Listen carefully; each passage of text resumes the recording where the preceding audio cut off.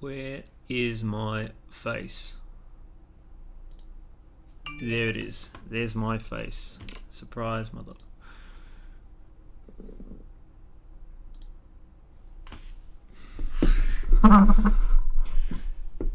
Alright, I am going to be doing some live editing tonight. If any of you watched what I was doing the other night, I had cut a good 36 minutes of pure rolling shots of Max Supra, a shit ton. And tonight I'm just gonna cut through it and edit it all. And I've had someone from SoundCloud, thankfully enough, edit me a nice 30-minute mix. Crystal Mine, I put his description in my bio, so check out his music. Thank you very much for this. So I have a 30-minute song to edit to. I was complaining the other night that I didn't have anything to cut it to, and thank you very much, now I do. So I'm gonna get stuck into it. If anyone has any questions, filming, editing business, shoot away. We were out like 5 or 6 hours, James, to film what we needed to do. And this is also partly testing that Hydra arm mount that I was talking about the last stream. So you can imagine that there's a lot of shots that are good, that are average, but I literally went through all my footage, and yes, we filmed for like 5-6 hours, as you can see here as I scroll through those a shit ton. There's just heaps of epic rollers, and I think they'd be just cool to make like a little, 30-minute mix, front, rear, side, etc, etc. You know me. Come on, man, I overshoot the shit out of everything, but more footage the better. I kind of always wanted to make like a 30-minute rolling shot video, and I've got some nice tunes to go with it. I actually don't know if Premiere is picking up the audio that I'm playing. Can anyone actually hear that music?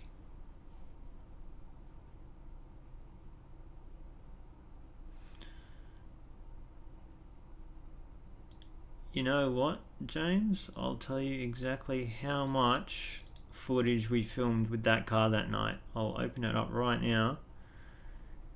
550 gig.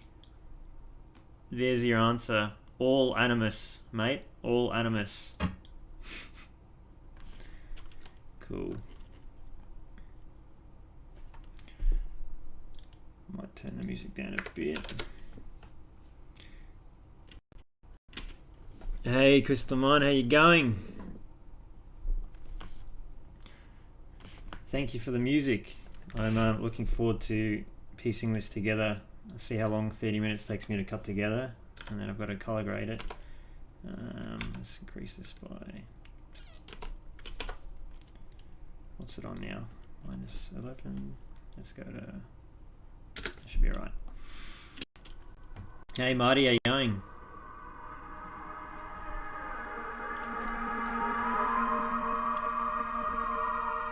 So I'm going to cut through the footage just as I go, and any crappy footage that doesn't suit, I'm just going to chop out. But yeah, I'll get stuck into it.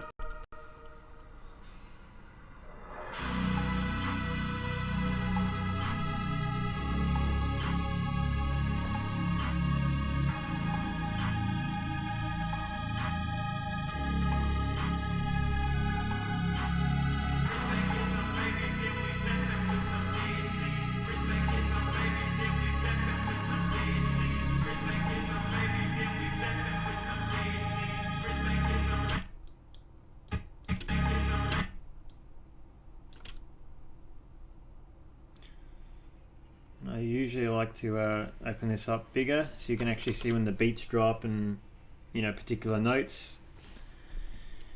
You've been grading Blackmagic Pocket 4K footage this week.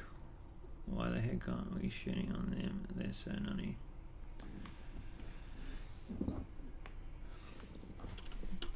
I've actually heard a lot about them, and I've seen some car videos shot with them, and they look pretty impressive, but I've never had the opportunity to actually shoot with one. If I actually find someone who's got one, or if I can rent one cheap when things open up here again, I'd definitely like to try it out. I've seen so much rave about them, but I haven't experienced them. You'll have to show me some footage, man.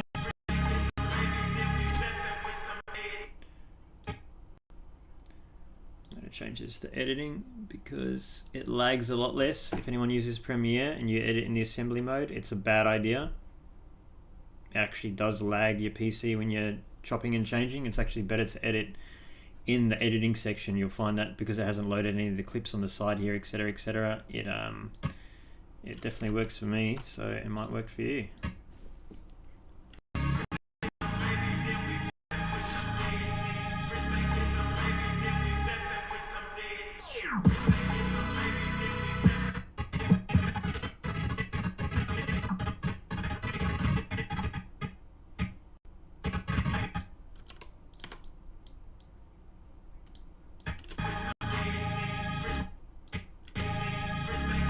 What's been happening, Marty? You been up to much?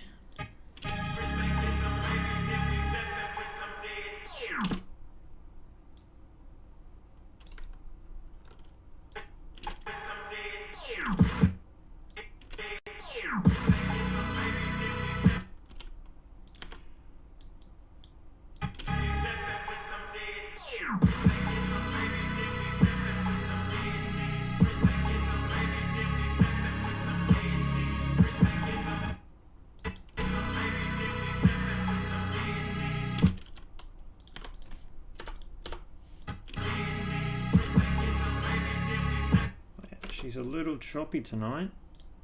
She's a little choppy. Let's just open this on the side.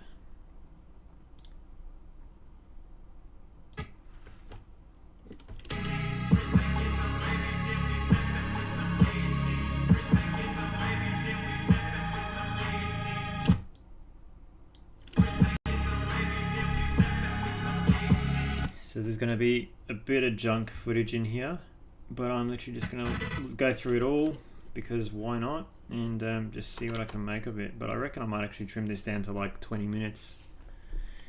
Hakasuka works. What's happening, man?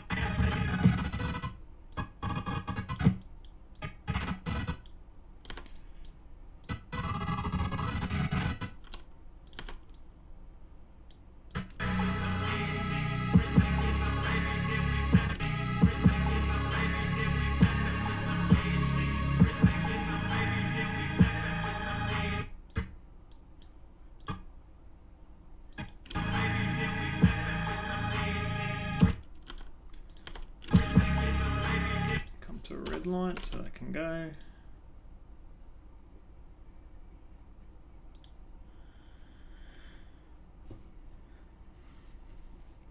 Nice, Marty. Nice. My stager is being put back together now, thanks to Mr. Import Monster. So I'm hopeful to have that back on the road in a week or two, which should be good. Well, depending on how this lockdown stuff goes, but that's awesome to hear. What'd you start? What course did you start?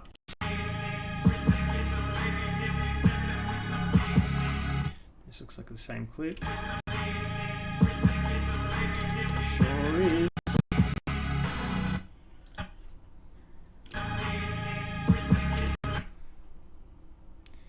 So all these clips are the rollers from the night of the Supra, if anyone's tuning in. I'm just chopping together a 30-minute montage because there's a heap of rollers here, and these are all rolling shots. Every single one are rolling shots from every single angle. So Where was I? It was 1:07. You always got to remember when before you move your mouse. Here we go.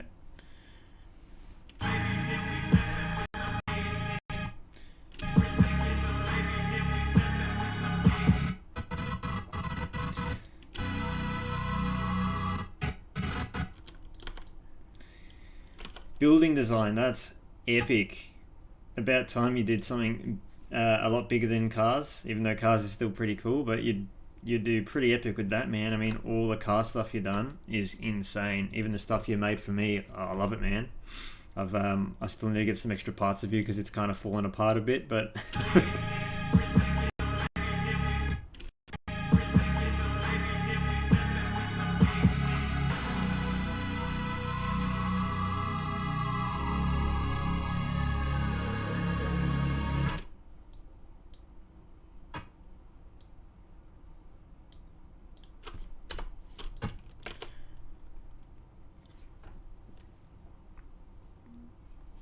Gang Productions. I shot this with my Sony A7S III, and I'm fairly sure I used the Sigma 35mm for all the rolling shots.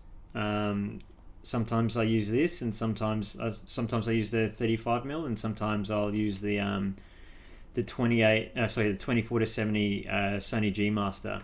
But I'm pretty sure all of these are these were all with the Sigma 35mm, which I think is 1.4. So, yeah.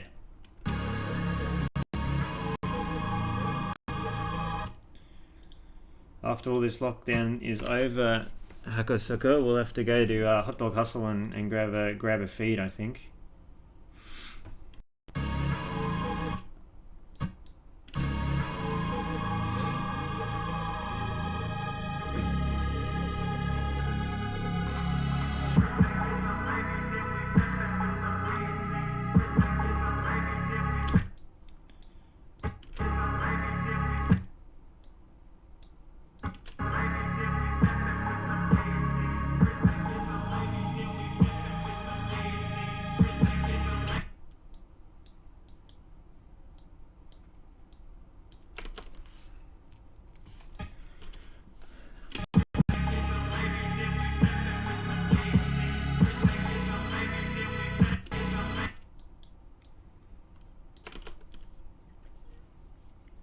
If anyone's tuning in, I'm just cutting together a montage of Max Supra, all of the rolling shots that we took. There's about 36 minutes of raw cut footage. So I'm just piecing together a base, all the shots that I've cut, and then I'll probably go over it all again and then cut out all the crappy shots that I don't like. But I'm just going through all of it first because you just never know what you find when you're editing.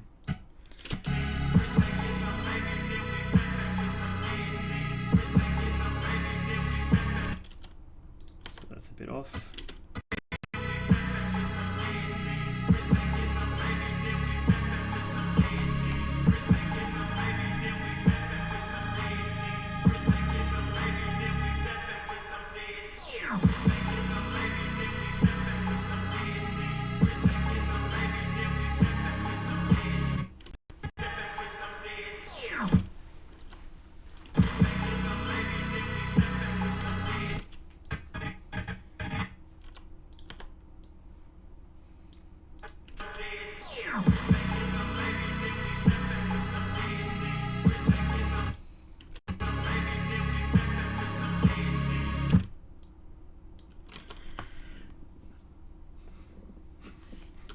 My PC specs. I am rocking a i7.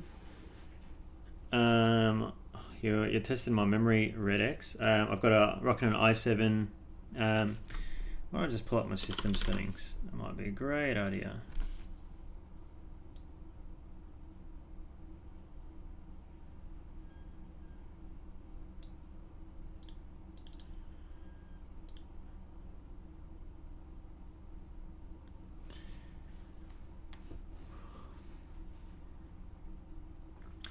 So I've got a i7 rocking a AMD 7 core. I've got 32 gig RAM. I'm rocking an RTX 2070. and all Thermaltake water cooling, which Thermaltake provided for me, which was awesome. Yeah, recently, I mean, I've only had 32 gig recently. I used to actually been editing on 16 gig, the 4K stuff, and it's been flawless. So, and this is Adamus 422 ProRes footage too, if you're familiar with it. So, it's a fairly average PC. It could be better, but it does the job. It's a little bit choppy, I think, because I've got so much cut footage here. As you can see, I've got 36 minutes worth. And I'm also streaming on a high quality, so it's struggling a little bit today, but it's still doing alright. Welcome back, Chris Online. This music is awesome to cut to.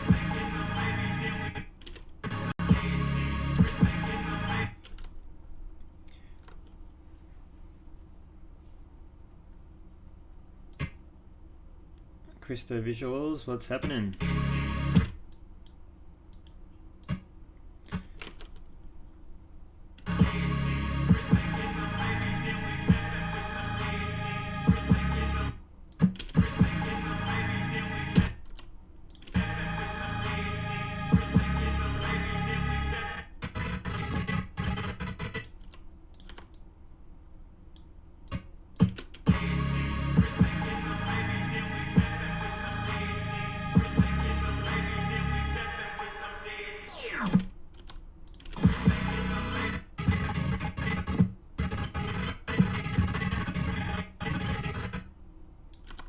Section looks better.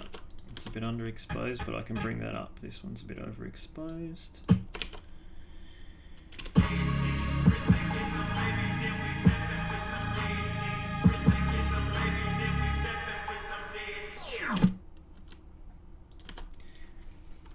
Going good, man. Lockdown in Melbourne sucks, but it's good. I can catch up on some work, some clients' work, and I can catch up on doing some of my own personal stuff too. So it's good, man. Keeping busy. I got plenty to do, which is always good. Just wish I could go out and film right now. Itching to pick up the camera and film some cool stuff, you know. But it is what it is. Kind of got to wait it out.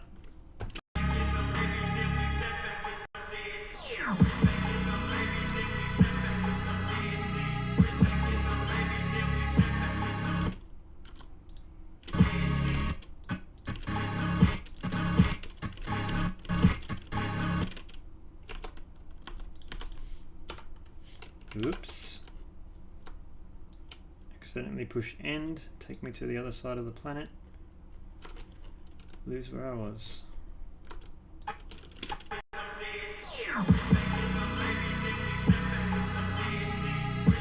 How's the playback for you guys? Is it playing smooth? Is it choppy? Is it alright? I'm not too sure how it looks.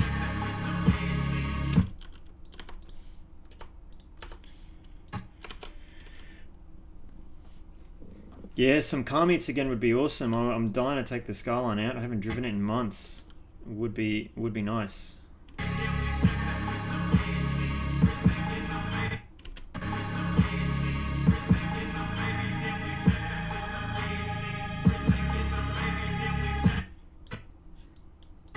Yeah, so this section looks better than that one.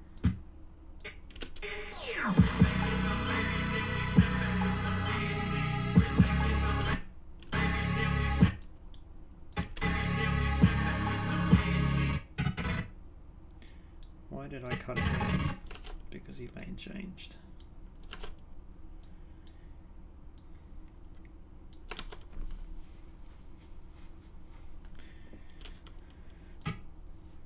What camera are you rocking again? My memory is pretty average. Can't remember what I did yesterday. But yeah, it would be awesome to shoot outside, daytime, nighttime. One of them would be awesome.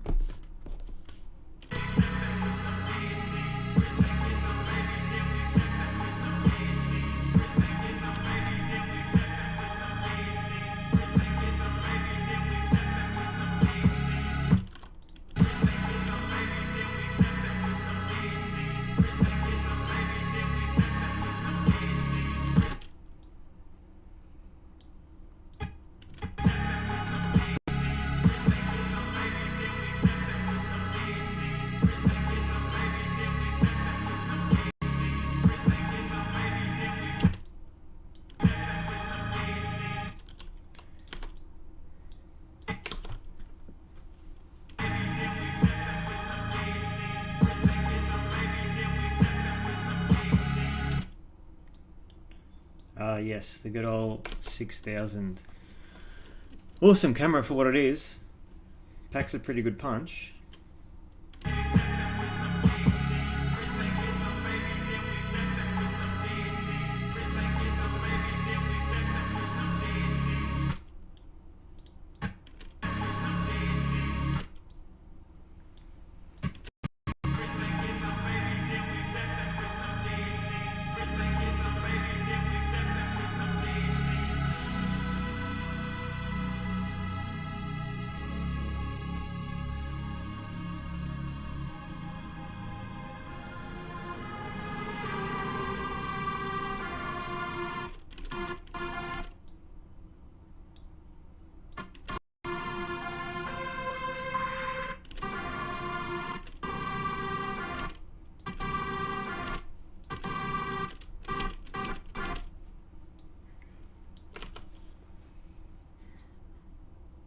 Yeah, it's an awesome camera, man.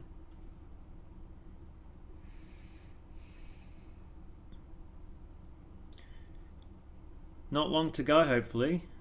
Not long to go. Well, apparently a week, and then we'll be able to get out and about again. That would be awesome.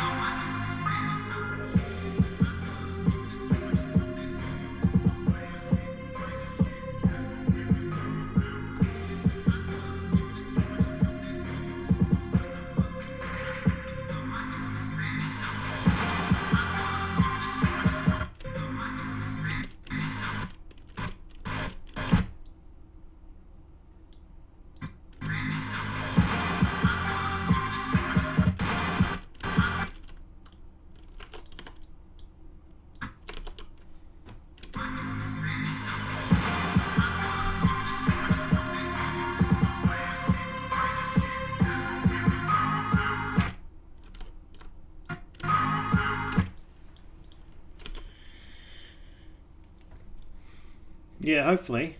I hope so. A week from now, that would be awesome. Next Tuesday. Hopefully they don't extend it again. It would be an absolute drainer. But it's one of those things. You just gotta wait it out, which sucks.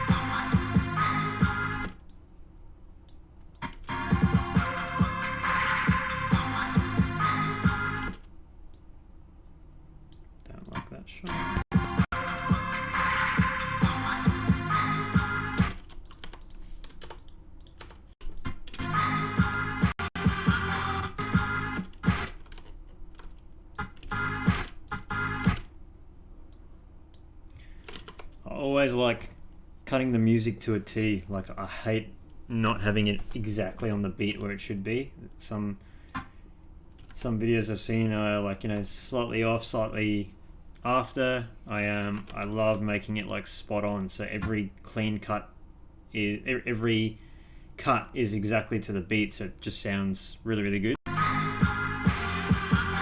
As you can see there, as if it wasn't lagging. I'll do it again. Having a bad time today. Always has to be like clean on the beat, otherwise it triggers the hell out of me. Glad you're enjoying to watch it, man. It works perfectly with the music. Yes, thank you so much again for that. Crystal Mine in chat was nice enough to put together a 30-minute edit for me, so I can actually cut this footage to and hopefully trim it down to, I don't know how long, but we are 3.5 minutes through. We've already cut the footage down to like 33 minutes, so it's looking to be about a 25 to 30 minute video, I reckon. Hey Richie, how you doing? Godzone is the wonderful owner of the R32 and the Video Resonance R32 GDR that I filmed on my channel. If you haven't seen it, check it out.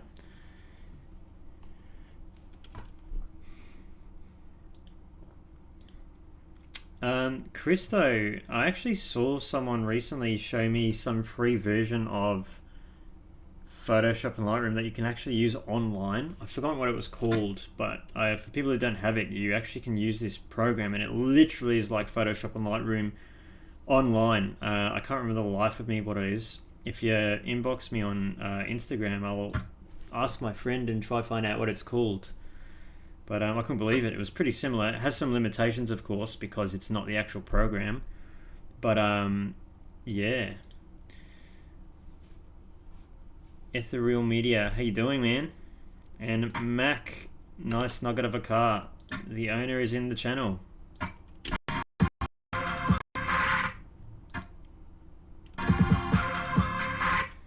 It's a pretty nice nugget. I could get some chicken nuggets right now.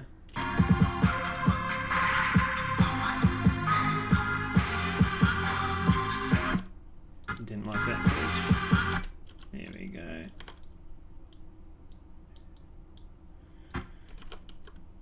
It might be that. I can't remember the name of what it is, Christo. But if I'll find out for you. You could be right. I'm not too sure. I mean, because I use all the Adobe stuff, I never really look into that. But it could be. But there definitely is something out there.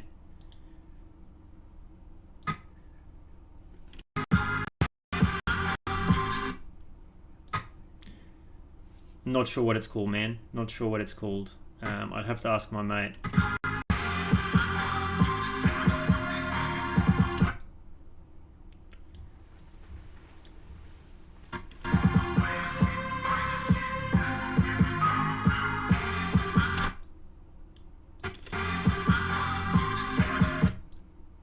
So this is a junk shot. We'll dump that out. So if you're tuning in now, I'm just cutting together all the rolling shots we did of Max Supra. If you haven't seen the full video, check it out on my YouTube channel. As you can see, there's like 36 minutes of raw rolling shots. We were out for like 5-6 hours and we just filmed a shit ton of footage because why not? And now I'm just putting together a little 30-minute montage thanks to Crystal Mine, who supplied me with this 30-minute track. His description's in my bio, so you can check out some of his music.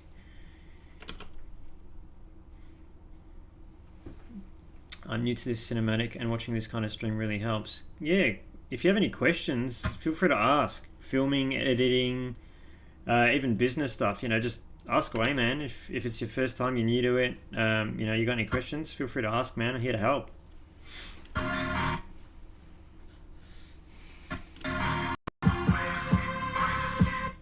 It's alright, Christo. I'm not the Photoshop expert. I'm more of the video editing. I mean, I know how to do most common stuff like that, but all the advanced stuff I just leave to my my other guys to do.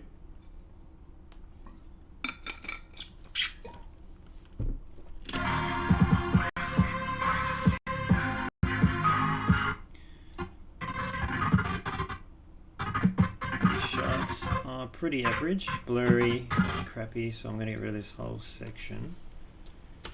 And here comes the Melbourne rain. Yeah, if you have any questions, guys, don't be afraid to ask. More than happy to answer and help out. I know there's a lot of creatives out there. I mean, the stream I did on the weekend, I had a lot of people who were always afraid to kind of ask questions that were asking questions on stream. So if you got any, just ask, you know, that's the only way you learn, you know. I'm still stuck on color grading filter. I just can't seem to get it right. I mean, first off, it depends what you're shooting with and what camera you're shooting with, and then of course what settings you're shooting on as well. You know, some people shoot with picture profiles, some people shoot without picture profiles, you know, so it really depends on the camera and the settings. But the best way I learned was just practicing. And when I say practicing, it's not just editing like this one clip and changing this and that and blah blah blah, but I'd actually go out and film, and I'd film like the same clip but in every different profile. It's a bit of a drainer because you have to keep changing the settings and changing it from different picture profiles. But when I first started and I was experimenting, I would literally try film on every single picture profile and pretty much try to replicate every shot. So say example, I'm filming this car stationary, I'd film it stationary in one spot and then change the profile and film it in that one, change the profile, film it in the next one, then the next one. And then I'd actually go home and try color grade all of them. But when I say try, I literally would spend like an hour trying different things on the one clip and then trying the next picture profile and the next picture profile and trying to find out what works best with me. Because I mean, there's so many picture profiles out there that you can film on, and there's so many LUTs and filters that you can use, but you really got to find what works best for you. I mean, it's good that you can buy a lot of LUTs, or there's a lot of free LUTs out there that you can actually download as a base to help you start grading.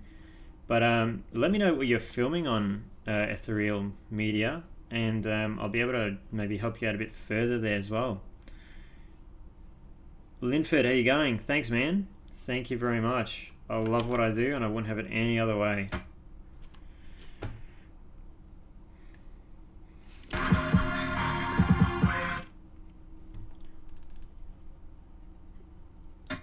Yeah, Christo. You gotta do what you gotta do, eh? To keep yourself sane. It's crazy right now.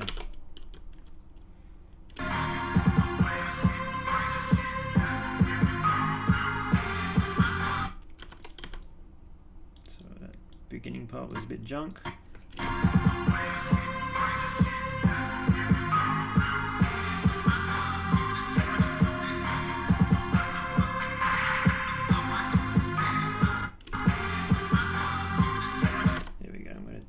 After that little jolt, you can see we're on the phone talking whilst we're kind of guiding him how to film.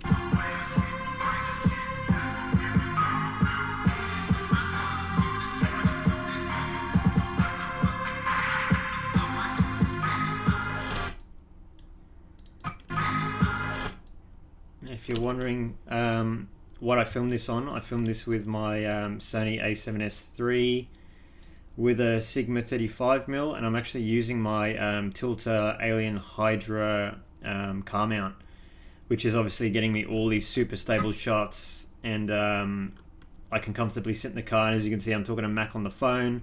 It's just easy to guide him, you don't have to hang out, you don't have to like stress about motioning to come closer and further. You can actually just talk and get all those, you know, super smooth shots and just focus on actually filming, you know, getting the focus, the angles and stuff like that. So yeah, it's crazy how just a car game could look like that real if you know what you're doing. Yeah, man, I've actually seen some people edit some of those, like, you know, Forza Horizon and Need for Speed Heat and stuff, and made some stuff look pretty cool, like realistic.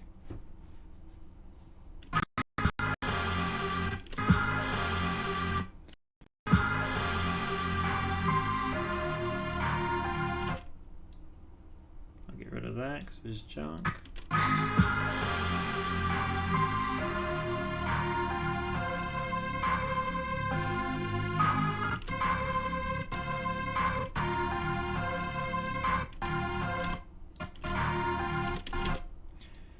And if you are not familiar with video editing and you just notice that I have to keep playing back and getting it right on the beat, this is one of the annoying things about video editing, because you're kind of listening to the same song over and over, so you get pretty lucky if you don't get sick of it. Currently using an iPhone, do you have any recommendations on a starter camera? Look, in all honesty, man, there's nothing wrong with a iPhone. Like, there's actually lots out there that you can buy that you can actually use to grade your iPhone footage. Like, iPhone is actually not bad for what they are, especially if you don't have a camera. So I would say, you know, go for gold. Try exercise the most you can out of a camera. In terms of a starter camera, I'm going to be super biased because I love Sony and it's just insanely epic. But you can get something like an A6000, which are pretty pretty decently cheap. You can pick them up secondhand. I don't know what they're going for, but they're like a couple $100. And they normally come with a lens. Good camera. I think some of them, most of them 1080. Some of them can shoot 4K. It depends what your budget is. Yeah, exactly. There you go. Christo said it in chat as well. A6000 is an awesome starter camera. Good for photos, good for video,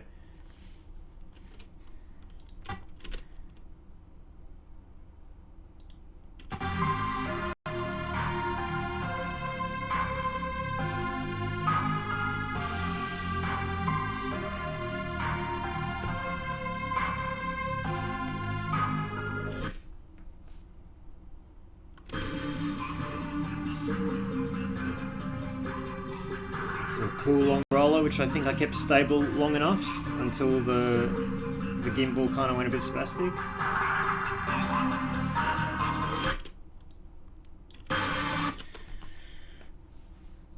I've been doing car edits for 7 years. So in case you don't know, Bez Media is actually my business. I actually do run it full time. So I specialize in automotive production, Australia-wide, and I'm based in Australia, of course, and do a lot of stuff international as well. Used to when we were able to travel. I purely specialize in automotive, and of course on the side in my spare time, I love to create projects like this. So when I'm not filming and editing for clients, I'm filming and editing for my own personal projects and my own stuff. And that is why, my Bez Media YouTube channel went a little dry for a year or two, because I was really putting a lot of energy and focus into my business. Because obviously I wanted to grow it to a certain stage, as you do.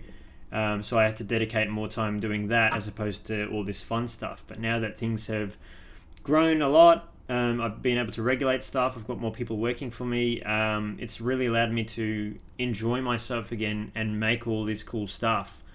So now I take every opportunity I can to make cool stuff again. And I've got a whiteboard full of cool, crazy ideas, and I'm slowly getting through them all. So that's just a bit of an insight. So yeah, 7 years, man. No worries, Ethereal Media. Glad I can help. If you got any more questions, just ask away. That is pretty expensive. Where are you from? Wow, that's really expensive.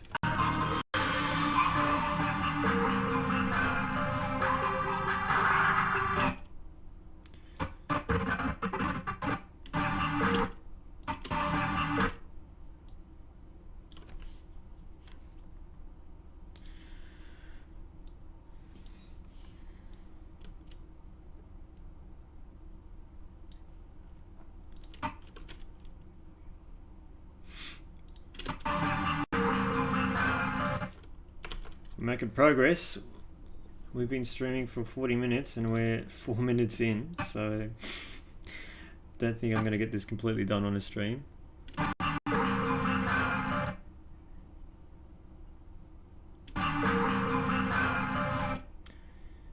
That's awesome, Ethereal Media. That's super awesome. That's I actually know someone from there. It's pretty cool.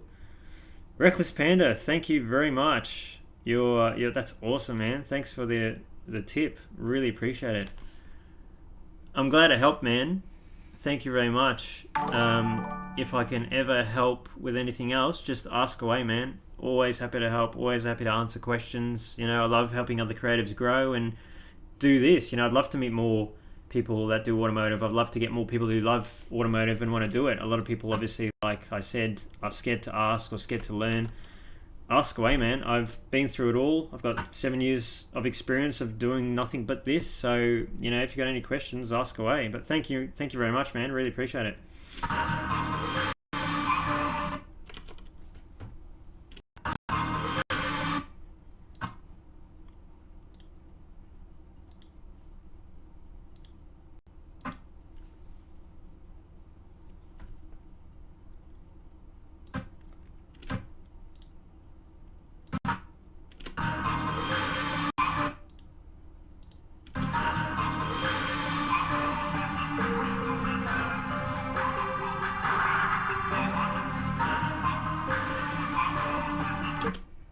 you're going to see a few little creative artsy shots now. This is when we were practicing with the car mount rig and the camera and coordinating, going from like left lane to right lane and trying to get those somewhat nice cinematic shots.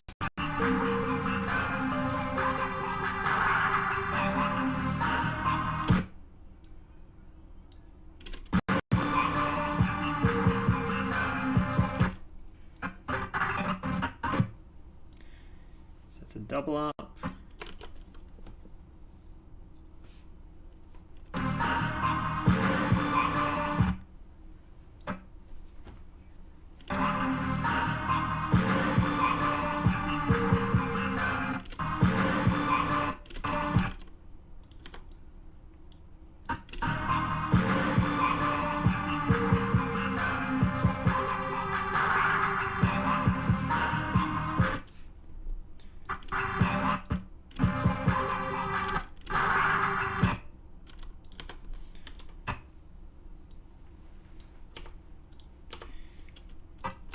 Yeah, and like I said, if anyone's got any questions about filming or editing, ask away. Happy to help, happy to educate and get you on the right pathway to what you want to do. Sorry for the lag as well, it's getting a bit choppy now.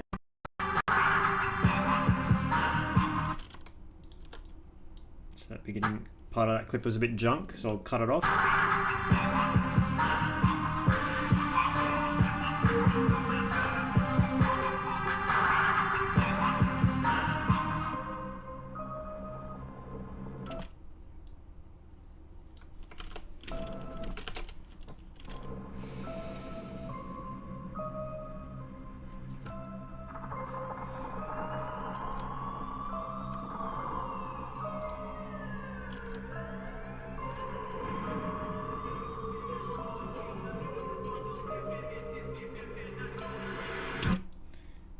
I love it when clips line up perfectly with the beat and you don't intend them to. They just perfectly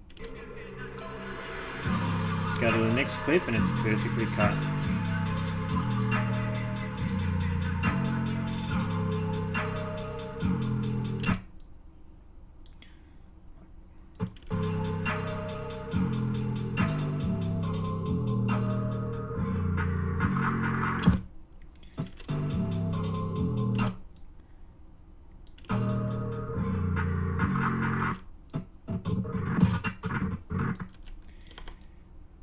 So you can see how quickly I kind of skim through the clips because I already know what I've edited. I see that it's shit up here and then I just kind of cut it down lower and put it together. So it's two of the same clip, I'll get rid of that one.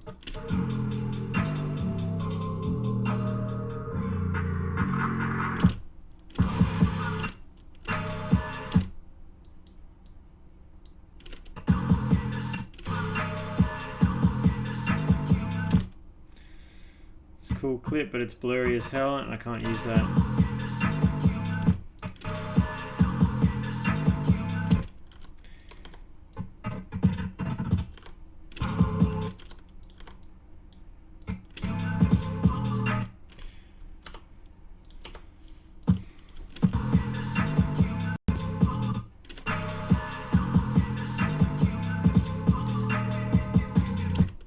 If you're just tuning in, I am editing a 30-minute montage of Mac's Supra, which I recently shot on my channel. If you haven't checked it out, check it out. As you can see here, I've got 36 minutes of footage, which I'm slowly cutting to the music and slowly getting there. So I'm almost quarter way through, I think.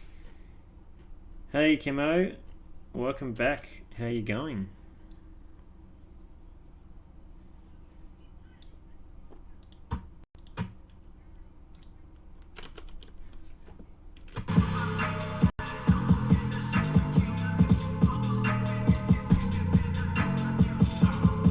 Beginning part of the clip was a bit shaky, choppy and blurry. Let's play it again. It kind of gets clear just about there. So I'll chop it a bit later and use that. So you can see the headlights in focus and whatnot. It's a little bit out of focus, but it is in post I'll be able to sharpen that up and actually make it look good when I color grade it and stuff like that. So it's usable.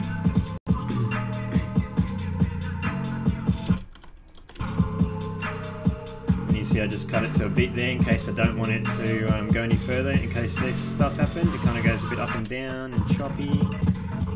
Yeah, so I'm glad I cut it where I did. Oh, that sucks to hear. How many states are in lockdown now? We're in lockdown. We just got extended until next Tuesday. I'm pretty sure Sydney's still in lockdown, and now Adelaide. Damn, man. Well, thanks for coming on board. Thanks for keeping me company.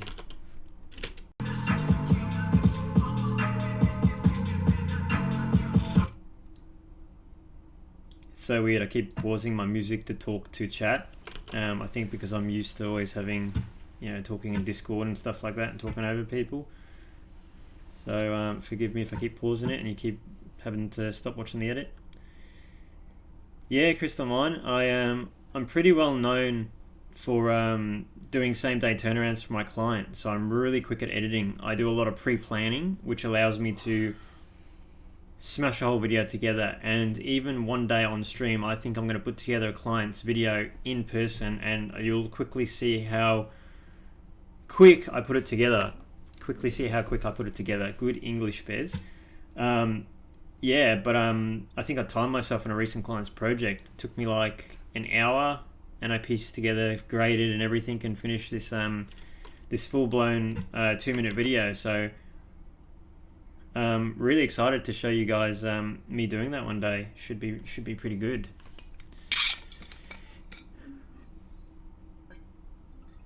One thing I'm not used to is talking this much on camera. Like, I've filmed stuff before, but it's always in segments.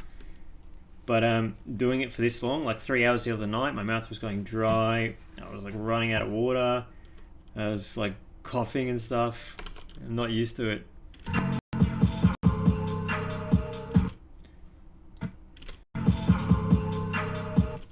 Hi, love your movie. Thank you very much. It's slowly being pieced together. Thanks for joining us.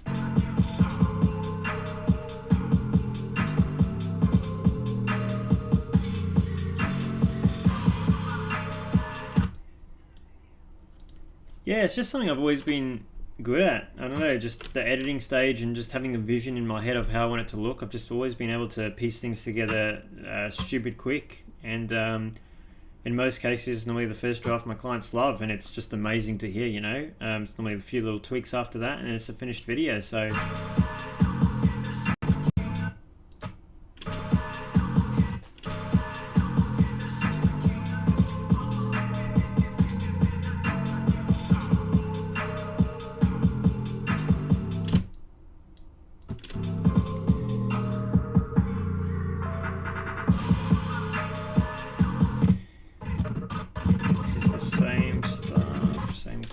I'll get rid of that. Just looks the same. That one's average.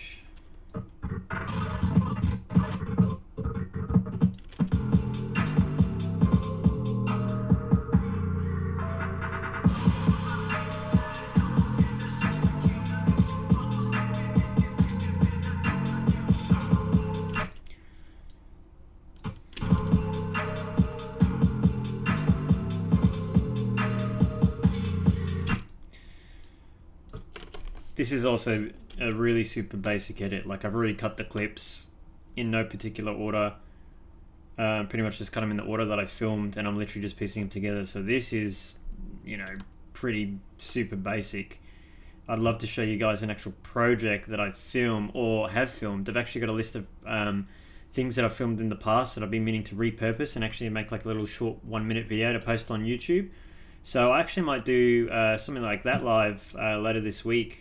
I had this pretty fun shoot I did a while ago in Brisbane with a lot of Sylvias and 180s, and yeah, might re-edit that, rehash that, and find some music. I'll find some music live so we can go through the painful process together of finding a good song, and then I'll piece it together, and you guys can just see how I work and how quickly I work, and I'll do it without a structure too. Like, I have no vision on how I want the the video to look, so you can just see my process on how I do everything.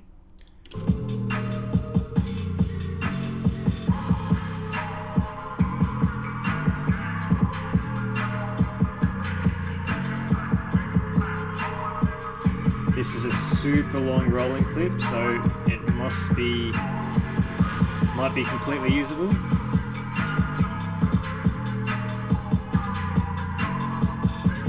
Little rusty with the Ronin controls there, but it's still usable. I mean, it's just a 30-minute rolling clip, something different, so a little jittery there. I'm not sure about that.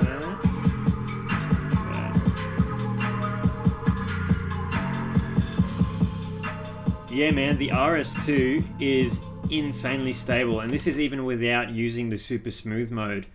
You can obviously activate the super smooth mode and it's flawless, but in saying that, I mean, I've used the Ronin M my whole career, and that's even with rolling shots, holding it out of a window, and also holding it mounted to a car and holding it out of a window. It's good, it's just obviously a bit bulkier compared to the RS2.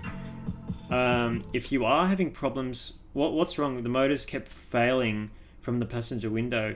So don't forget, when you're using a Ronin M out of a window on a highway, you're going like 80 to 100 k's. It's a lot of wind, it's a lot of pressure, and it's speed. And when you initially go out of the window, you automatically have the Ronin M have all that wind hit it and it pushes it off. There's actually a technique of how to put it out the window when you go to put it out. However, what I would recommend is having it off, putting it out of the window, and then turning it on. But the biggest thing to consider is you've got to make sure your Ronin M motors are stiffer than what they normally are when you're using it in person, right?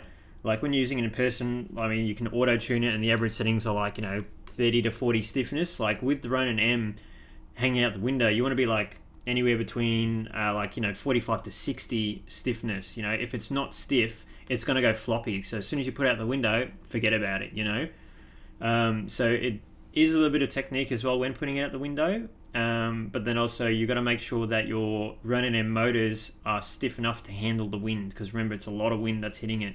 And obviously it depends on how windy the night is as well.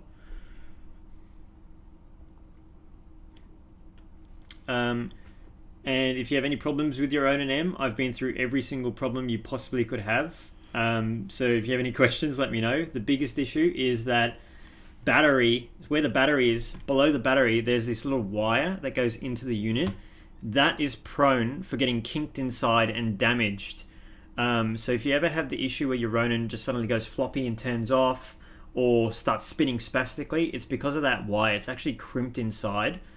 It's about $150 fix if you go through a certified DJI repairer. Super cheap to fix. I mean, $150 isn't too bad. It's not like you have to replace a whole motor, but it's a super fix. So if you ever encountered those issues, or you have, or currently are encountering those issues, that's the fix. And it's not expensive to fix.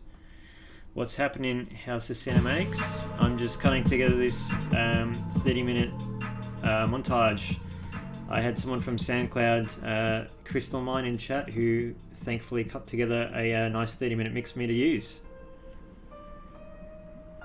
And we're 7 minutes in.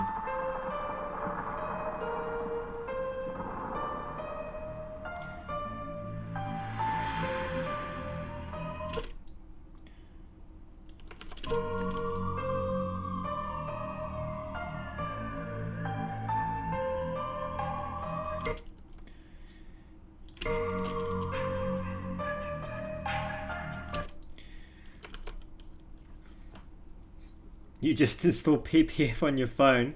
Mate, do you drop it as many times as I do? My phone is an absolute mess. I've got like this I literally have a Pelican case on my phone, like the Pelican cases you use to store your equipment in. I got one for my phone because I drop it that much, man. I mean, I can give you my settings for my RS2, but they change every time because I literally just do the auto balance. And the auto balance is actually really awesome as long as you balance your RS2 perfect. And then from there, I normally put it on the rig, and then if I see it's too floppy or too stiff, then I manually adjust it, and I just like slowly make it stiffer by I adjust it normally up in increments of 5. So say I auto tune it and everything's on like 35, and then I test it, and it's still like a bit floppy and looks crap. I'll bump it up by 5 again, and then I'll keep doing it until I find that happy medium. So that's the best way to kind of tune your Ronins, like your Ronin M, your Ronin RS2, whatever it may be. But the auto tune function is actually really good as long as you have balanced it absolutely perfect. Yeah, has the cinematics. Chose a song actually. Crystal Mine. He I reached out to him on SoundCloud, and he put together this 30-minute mix for me, as you can see, of all his music. So thank you very much again. I put his link in my description so you can check it out, man. Check out all his music. He's got a small following, and I'd like to help him grow it as well. So chuck him a follow and listen to some of his music. You actually might use it for one of your songs, man. Oh, sorry, one of your videos.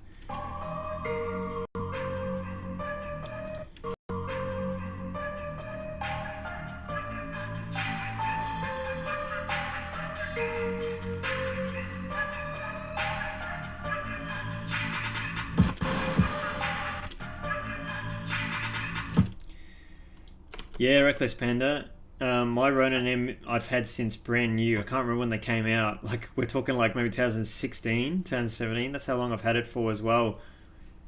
Don't laugh, but I've got 5 Ronin M's.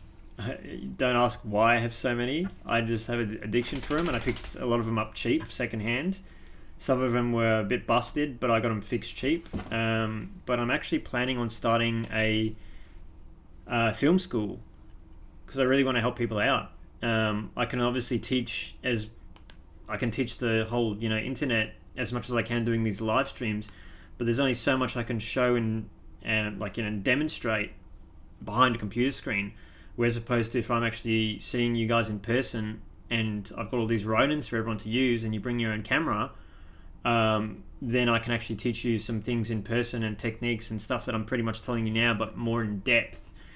So I'm slowly working on launching that. Obviously lockdown has been a big bummer, delaying a lot of cool plans that I have, but we're getting there. We'll get there.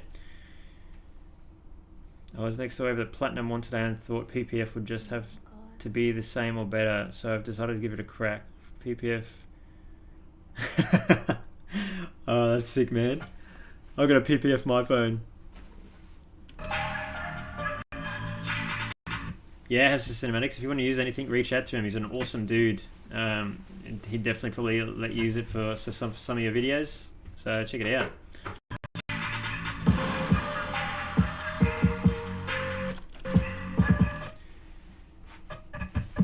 These shots are pretty cool.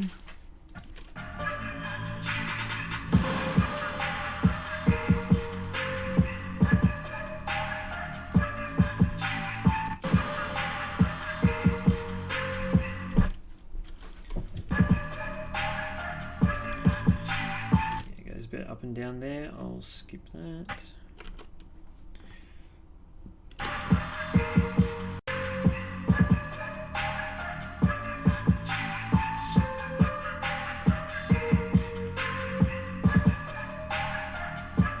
Tith Brothers, welcome back, bro. Good to see you again. I'm actually editing that 36-minute raw clips that we cut the other night that you watched. I had someone give me a 30-minute song. His link's in the description. You can check out some of his music. But yeah, I've got a song to cut it to, and I'm cutting it. We're almost 8 minutes in, so we're getting through the footage, and I'm just chopping out all the crappy parts that I think. Oh, that sucks.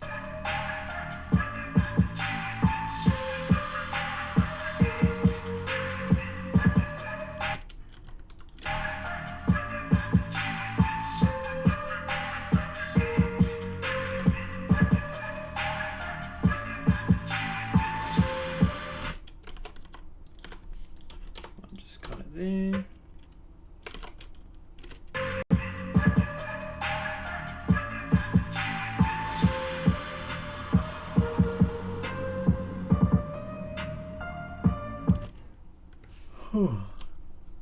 Already tired. I've been up since 7 AM.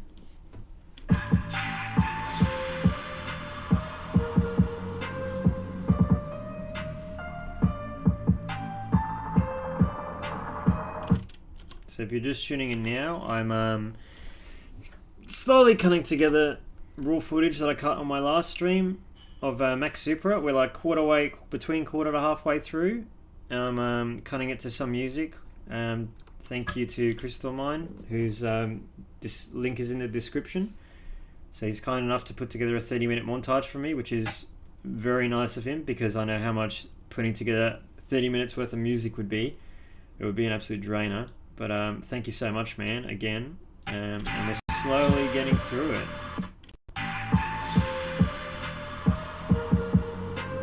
And I'm out of breath.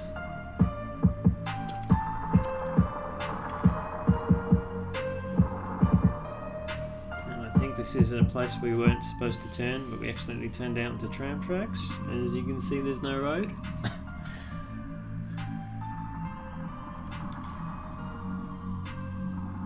This is a cool shot though. This is Flinders intersection. It was like dead. No cars, so it was a super clean shot, which is pretty cool.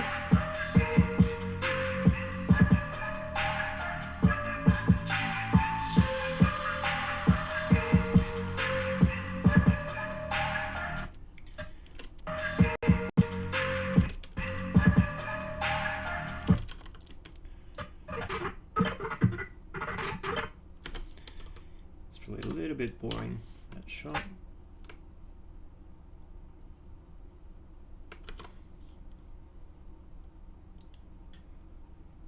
Yes, I've used the PS4 controller with the RS2. It is so fun, man. It is so fun.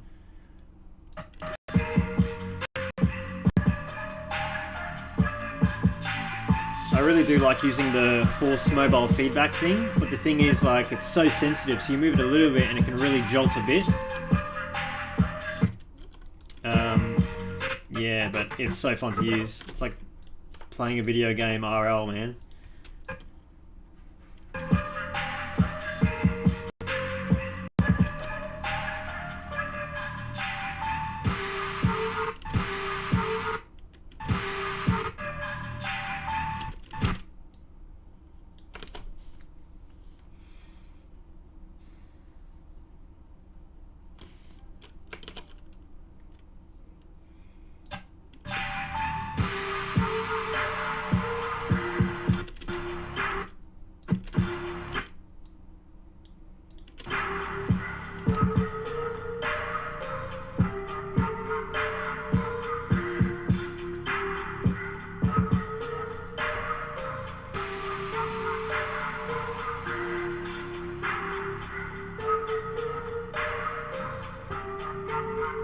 How's the cinematics? Do it, man.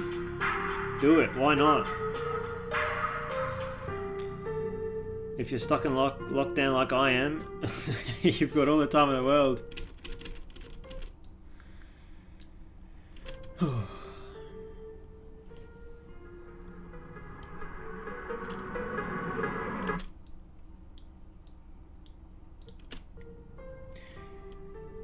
I should do a little competition. Hey, repurpose all your old footage that's like 2 years plus or older.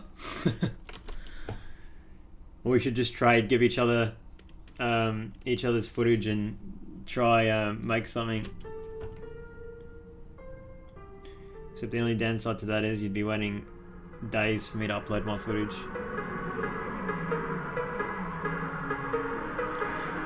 Some of these shots are cool.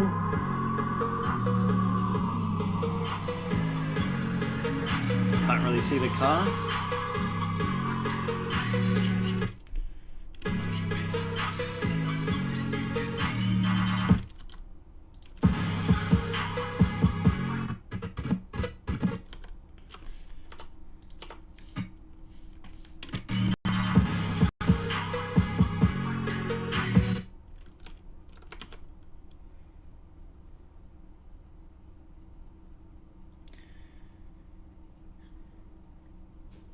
Yeah, good that you actually tried it, man. It's actually pretty good.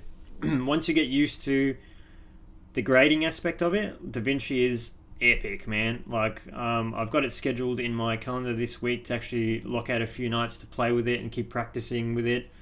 Eventually I'm going to move over to it for grading, but man, like, when you get used to the nodes and the different things you can do, it's really impressive. Even some of the features in it is so much better than Premiere, you know. Dark Room, what's happening, man? I am in love with the tilter, man.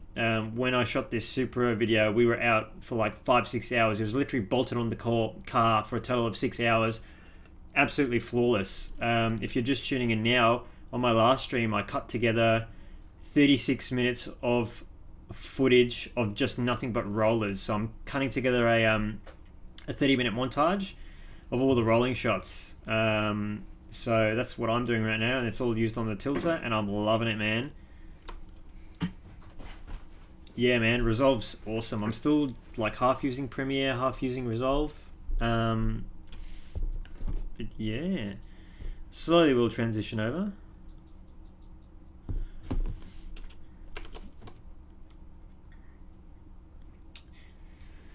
I actually mount the tilter arm in any spot I want. You can mount it directly on the front of the car, directly on the rear of the car. You can mount it directly on the corners of the car, or directly on the side of the car. These particular shots, this one is, for example, that's on the screen, it's directly on the back of the car. A little bit off to the right, as you can probably see. You can kind of tell, yeah, you can tell it's a bit off to the right, so it's actually got more of the other side of the road. But then obviously, because I'm comfortably in the car with the driver, I can just tell him to sit a bit more to the left and get it perfectly center in the middle. And then obviously on my screen you can have the thirds and you know, frame it up perfectly. Yeah, we got some pretty cool locations down here, but I mean, like, everywhere's got some cool locations. I go to other states and I'm like, damn, I wish we had that in Melbourne, you know? You know? Yeah, I'm slowly trying to transition over to Resolve Darkroom. It's just so hard because you're like used to Premiere, but I've scheduled this week later on every night. It's like slowly lock at an hour, 2 hours, grade with Resolve, and try out clients' footage and my own footage, and just slowly transition myself over to it. Some of my projects I am doing in Resolve purely just to force myself. And if it, like, worst case scenario, I just can't do it, I just go back to Premiere. But yeah, Resolve and grading, it's insane. I'm not even using it full time yet, and I'm, you know, promoting the hell out of it because I can see its potential. I can see how much better you can do things.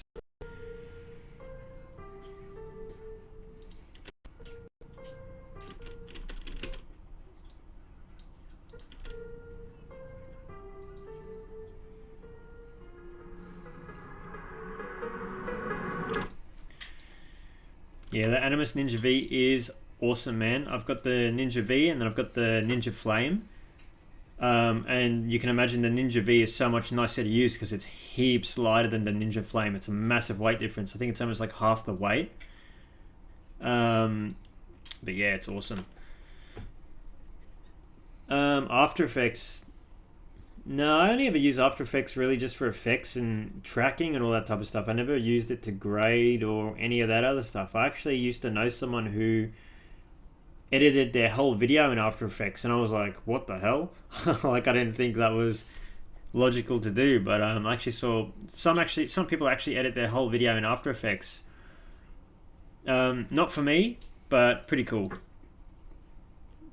Use color space transforms to convert S-Log. Oh, that's cool. These shots are pretty cool coming up.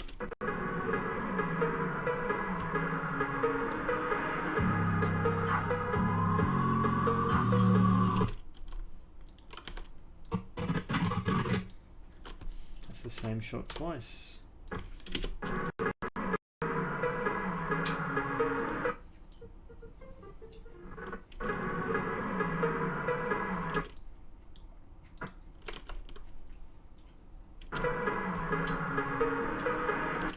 Yeah, Darkroom, credit to you, man. Like, I don't know how the hell you edit everything in After Effects. I tried it and I was like, I didn't understand the time, like doing it, like working with the timeline and stuff like that.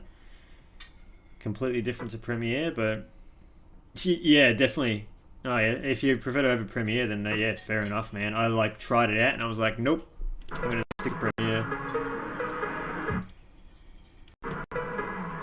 How's the playback for you guys of the footage? Like, is it alright? Is it watchable?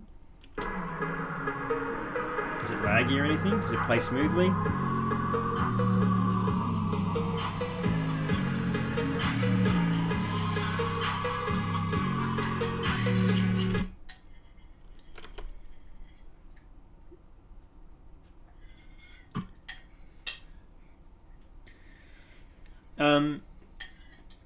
So I shoot everything raw. Like, I'll shoot it with, like, on my Ninja V.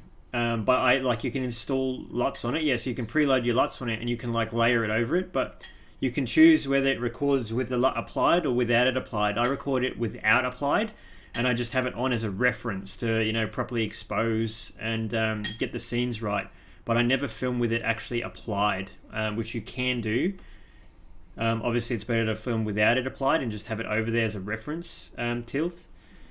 And yeah, that normally works best for me because you can just obviously expose it right, etc., etc.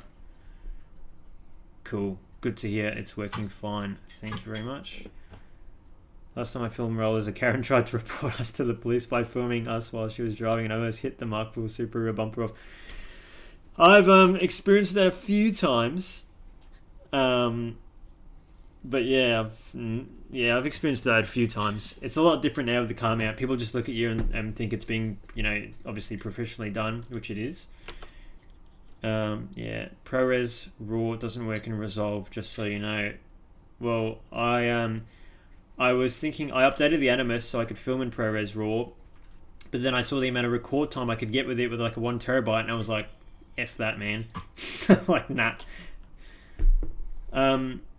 I haven't tried like editing I haven't tried filming 16-bit with it. Even like I know I can, but I just don't know if it's worth it. I mean, like I know 16-bit is 16-bit, but I mean 10-bit still produces amazing colors and stuff like that. Do you I don't know if you've done any testing with shooting in RAW versus normal. Like, how do you find the difference with footage and quality and grading and all that stuff?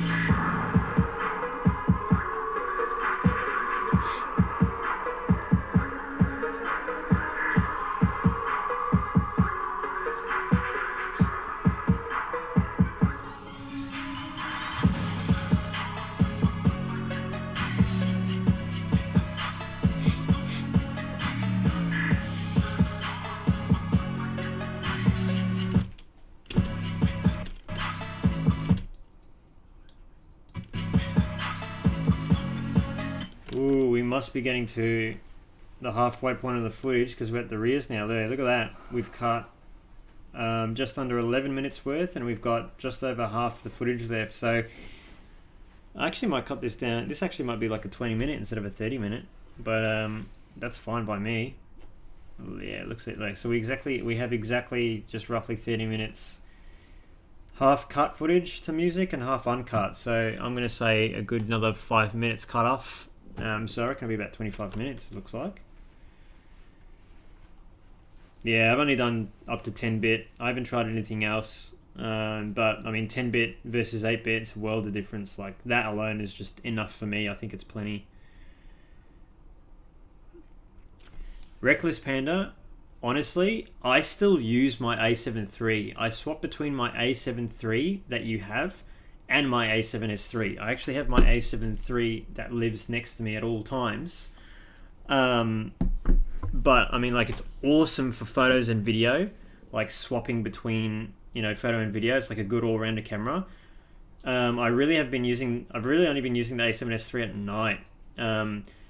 One thing I hate about the A7S III is the flip screen. I mean, it's good in some scenarios on a tripod and stuff, but because I still love using a Ronin M, even though I have my Animus monitor, you still need to see your Sony screen to, like, you know, touch focus or change settings easily. And as you know, with the A7 III, you can tilt the screen diagonally up like this, right? With the A7S III, you can't do that. Like, you have to flip it out, and then when it's flipped out, you know, like, and it's on the Ronin M, it hits the arm. So you can't have the A7S III out nicely. Yeah. So yeah.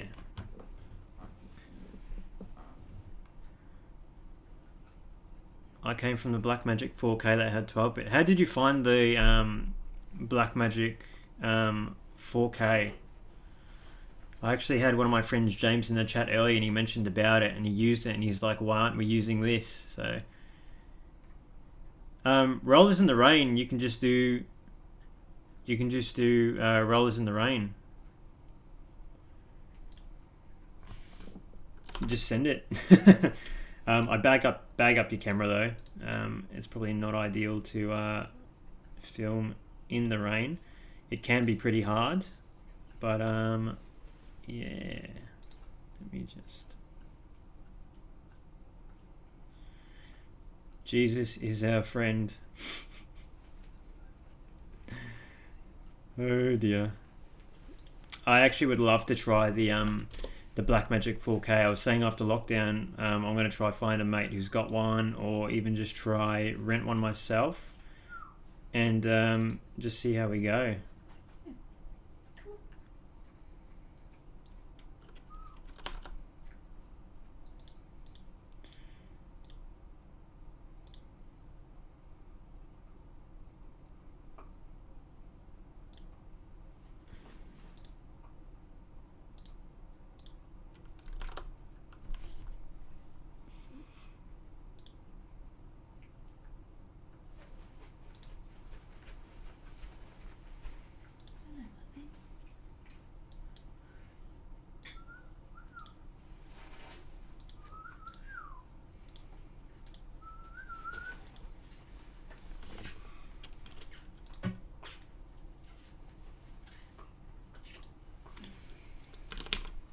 Alright, let me get back to it.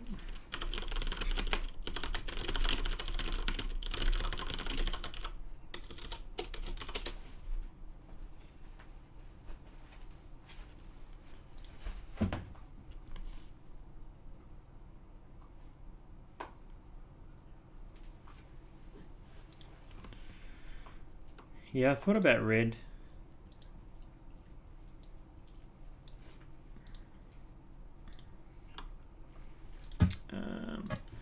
I thought about a red camera, but I don't know. These Sonys just still pack an awesome punch.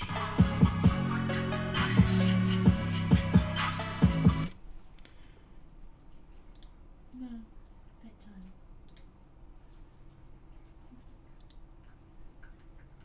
Okay.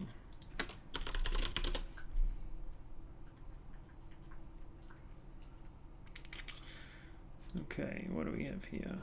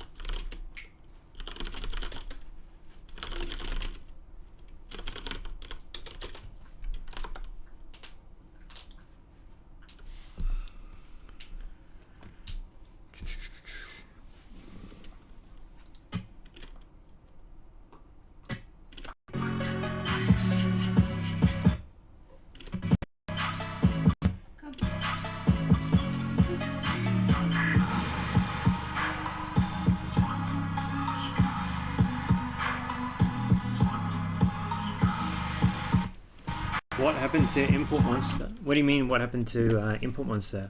As in,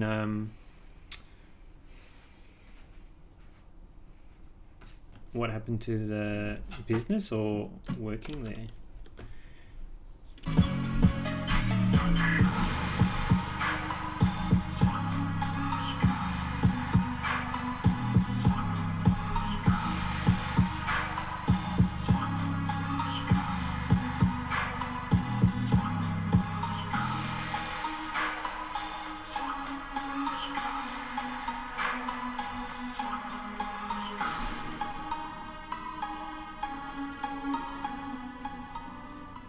Oh yeah, they're still around. Yeah, he's still kicking it. He's in Bayswater now. Oh, he's still in Bayswater.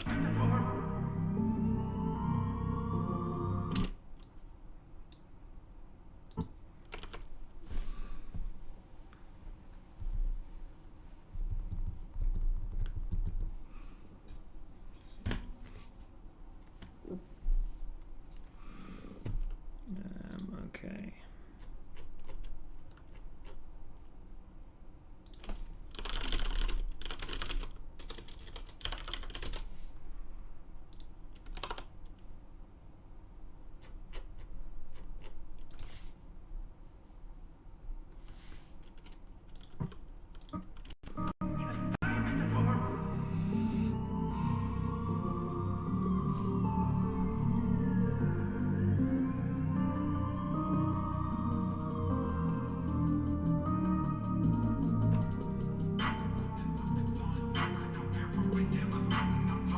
I'd still rock the Sonys.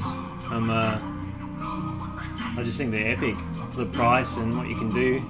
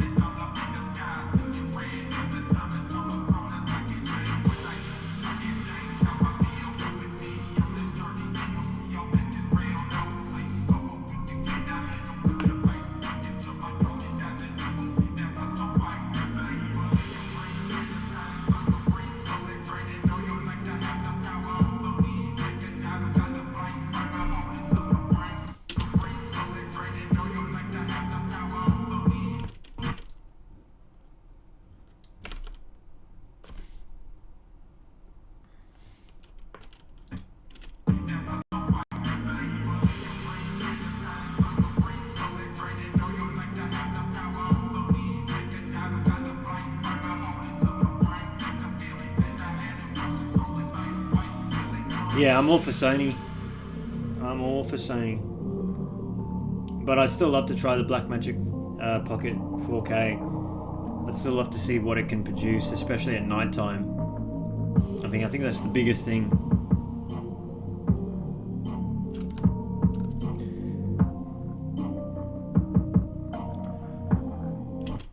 Some of these rear shots are epic.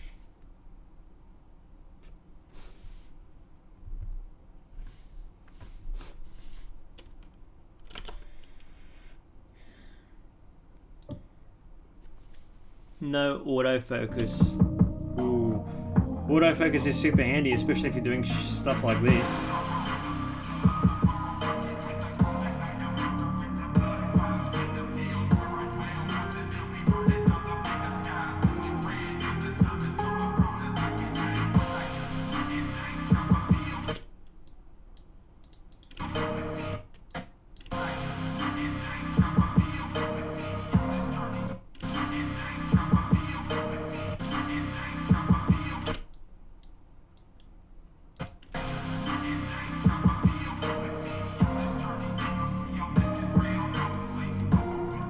I love these re-rolling shots.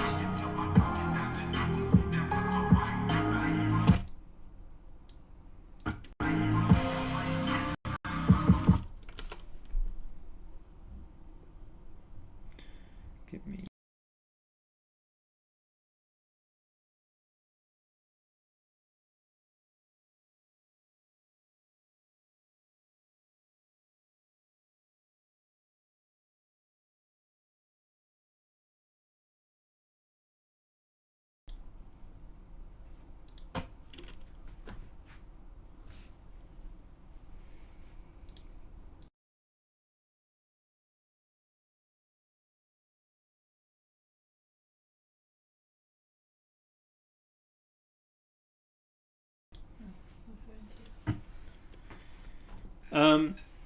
So you actually use the Raven Eye. Like if you have the Raven Eye hooked up, it allows you to actually autofocus like with the Raven Eye active. So you can actually touch focus on your phone. That's the cool thing about the Raven Eye. You can even like drag a box over it and track it. Yeah, hunts with the Tamron at night. So Sony on Sony's always king. Like the autofocus is just epic. It's always perfect. Blah blah blah blah blah. Like it's like, you know, never an issue. You know. But yeah, like even with the Sigma, like you'll see sometimes some of these clips kind of hunt a little bit. But it's not too bad. But Tamron, yeah, I'm not too familiar with.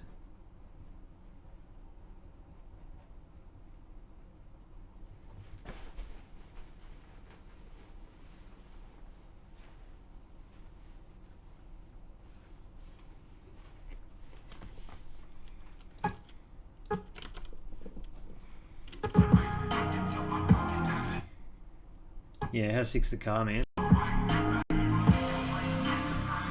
This Supra looks awesome.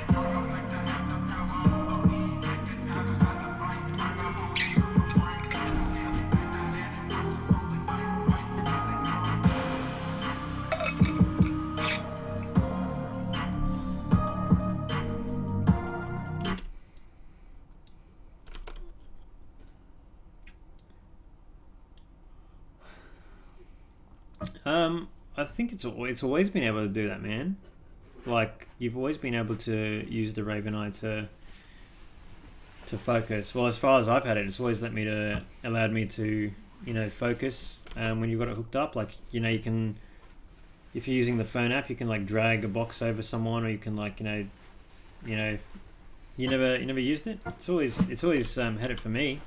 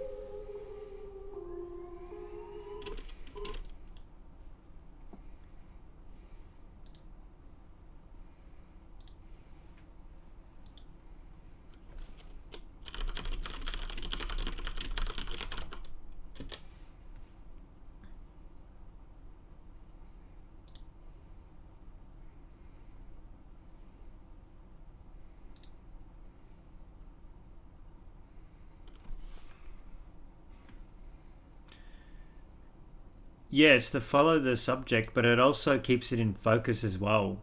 That's if you've got the right things hooked up. Yeah, you have to have it hooked up from your Raven Eye to your camera.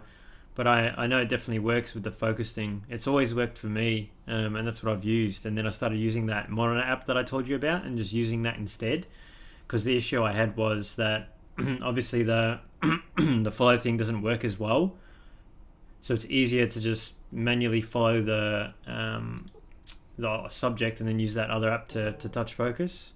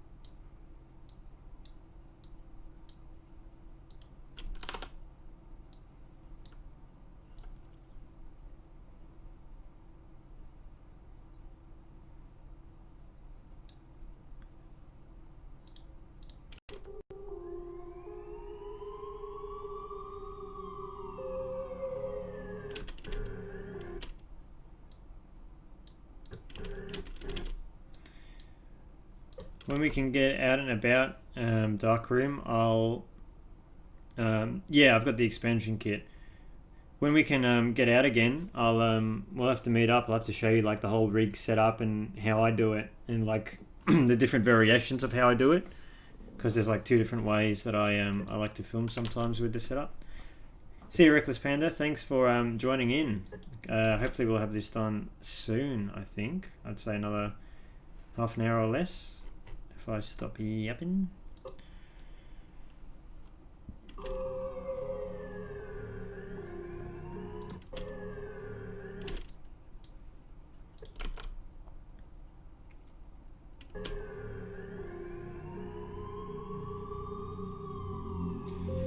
Yeah, so I do it a little bit differently. I'll have to show you in person because it'll be a little bit complicated to explain. Like, it's still a little bit buggy, but I've got it to work. But I actually like feed through the I'm trying to remember the configuration now. I've got to actually set it up to remember, but I like use both the Animus input and output. So I'll go from the Animus input into the Raven Eye, and then I'll go actually. I'll show you in person. Off the top of my head, it's so hard to explain. Hey, Crispy, thank you for that. It won't let me do that.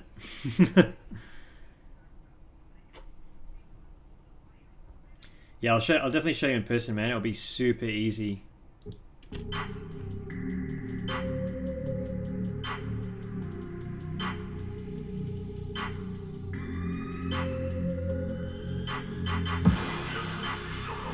Pretty sure, yeah. Camera to Animus. No. Actually, yeah, I think it's camera to Animus, and then Animus out to the Raven Eye. I'm fairly sure that's what I did. I've got a photo of it I can send you.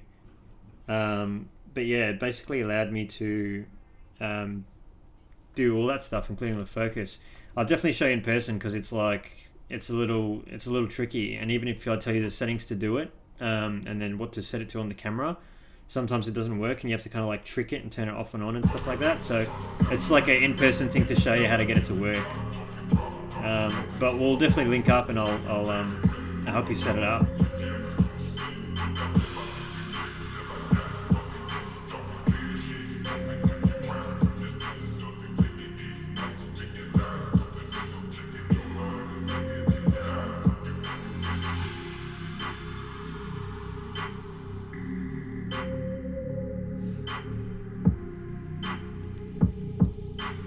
How are we doing for footage? Ooh, we're running out. It's going to be like 20-25 minutes.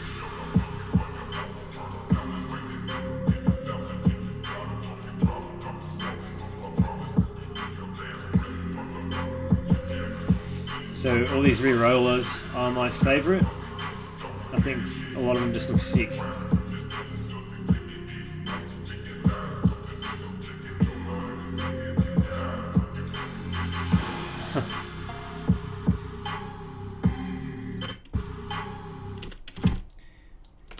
It's a little buggy when you're just setting it up, but once it's like plugged in and running and all that stuff, then it just works. Like I had this set up all night and it was flawless.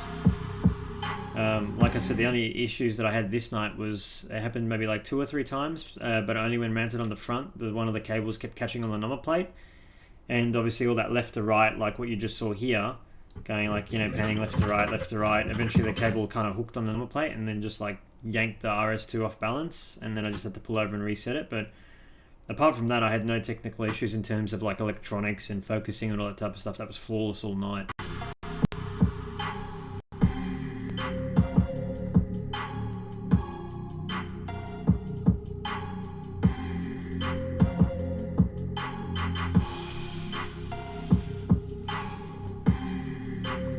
I love these lane change shots. We did like him changing lanes, and then we did us with the camera changing lanes.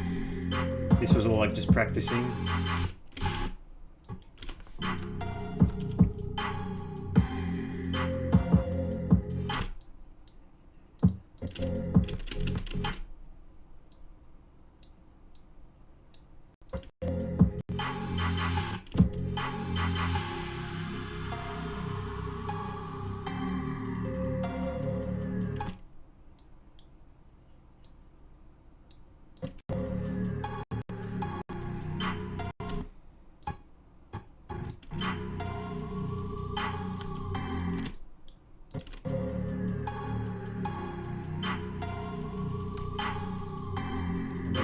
clips coming up, so it should be easy to sift through.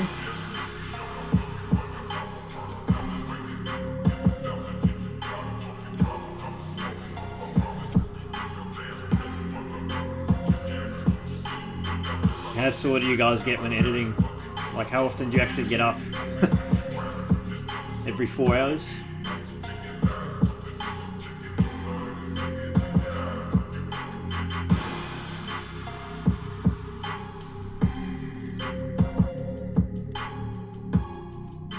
I have a bad habit of just editing and not learning when to stop and take a break.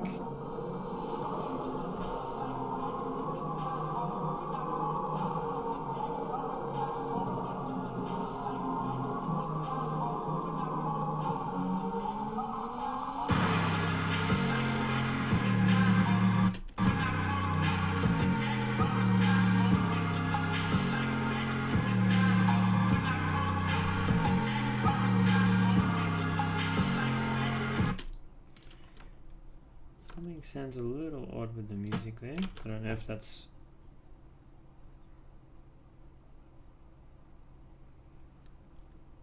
I edit 10 seconds of scene and then go on my phone and procrastinate for the next 5 hours. Can get like that sometimes. I'm just going to play this song, part of the song. I don't know if it's actually how it is. Sounds a little bit offbeat.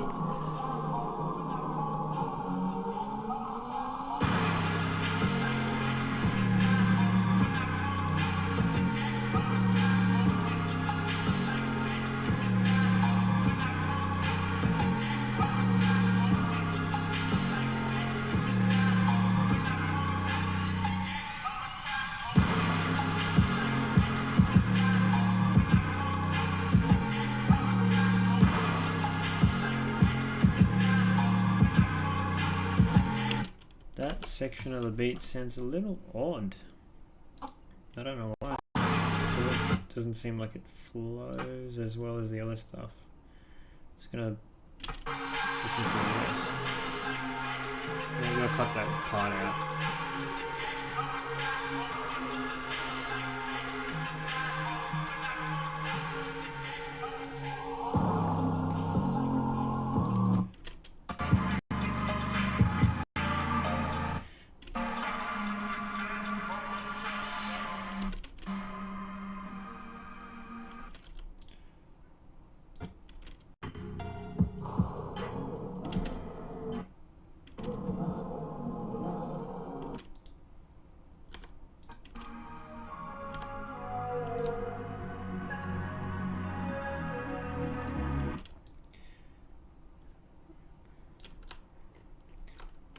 Sorry, mate.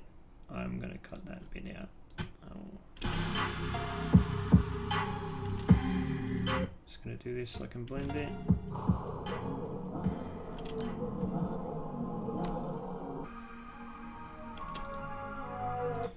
Let's see if we can do a basic blend before we have to get hectic with it and just power it out.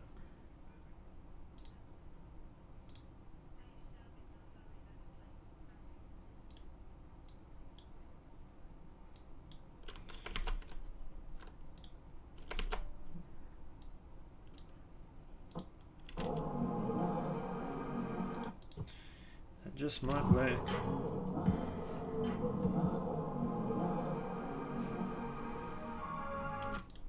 Yeah.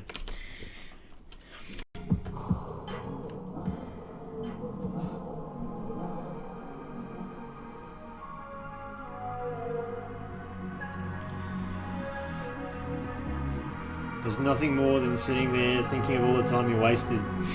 Don't remind me. Wasted looking for music.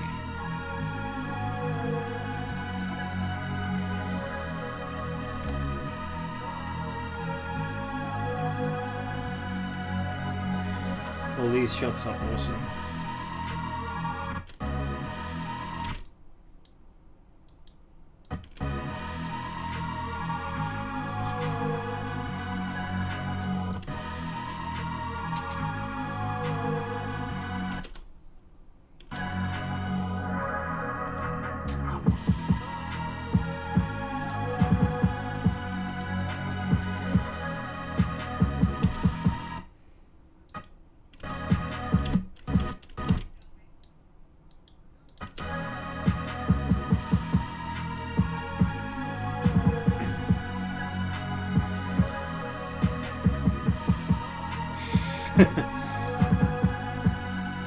We may have been shooting this give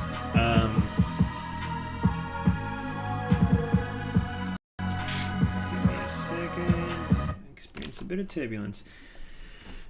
What time of the night were you shooting this? There are absolutely no cars around. Exactly. We were shooting this potentially during a lockdown.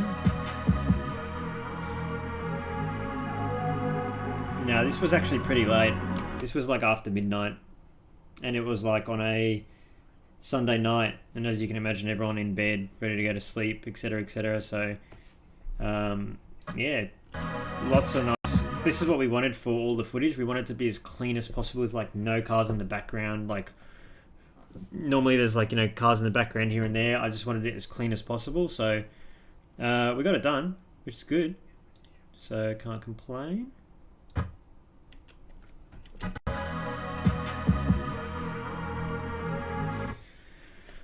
I actually believe I didn't shoot this one with any profile, Adam. I actually shot this with no picture profile. I was trying something different as well. And yeah, it's a good thing with Melbourne. It's super dead when it gets late here as well.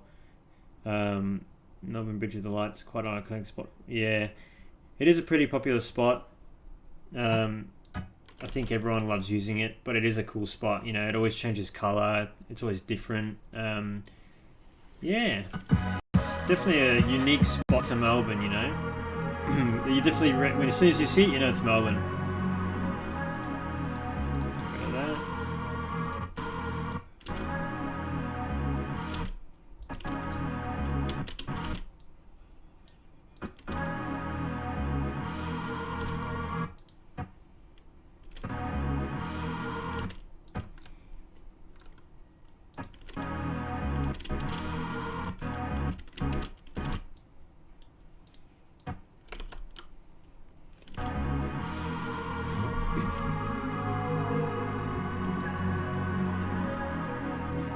I'm actually curious, all the people here who edit, what keyboard and mouse do you use? That's, I mean, are you all PC? Some of you Mac?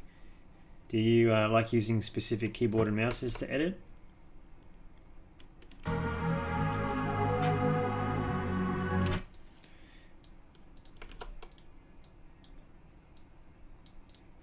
Oh man, nighttime's the best. It's just peaceful. There's like no one around.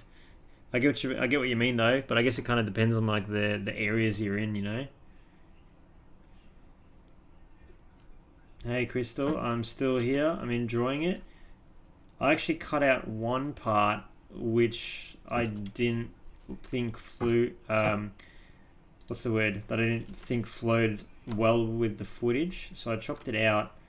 But it was only like a small segment, but the rest is all in. But it's looking good. We're almost at the end, man. This is looking sick. It's looking perfect to what footage I have. It's looking to be like 20-25 minutes long, so it's sick.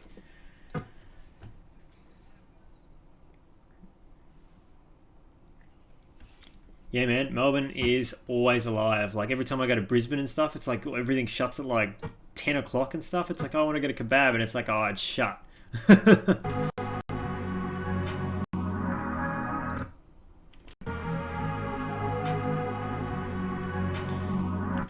Yeah, I've seen, yeah, Adelaide's the same. Everything closes early, hey.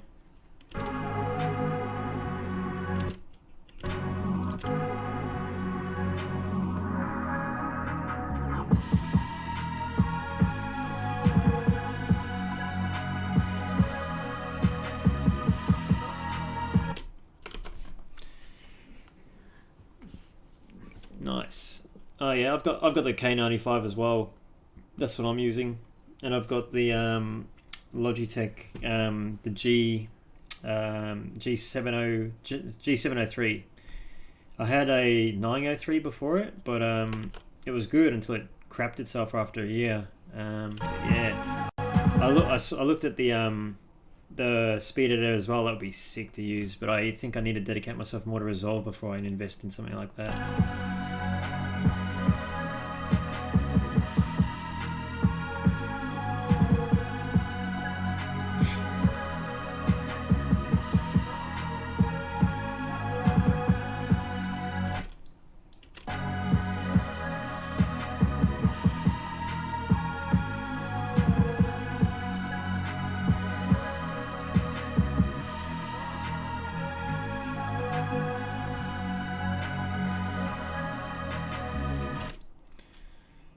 I've heard the streets in Adelaide are pretty quiet and awesome at night to film in.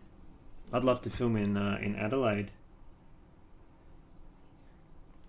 Yeah, I think Adelaide you're a bit more laid back than here. But the Melbourne roads actually, it's pretty easy to get around here, especially in the city as well. Everything's like, you know, grid. So the most nightmare of experience I have is always in Sydney. Like, it's always like a mission to get somewhere. Like, you look at a GPS here and it's like 10 minutes to get 10 kilometers, and like in Sydney it's like, you know, 30 minutes to get 10 kilometers and stuff like that. I'm sure you can relate, House of Cinematics.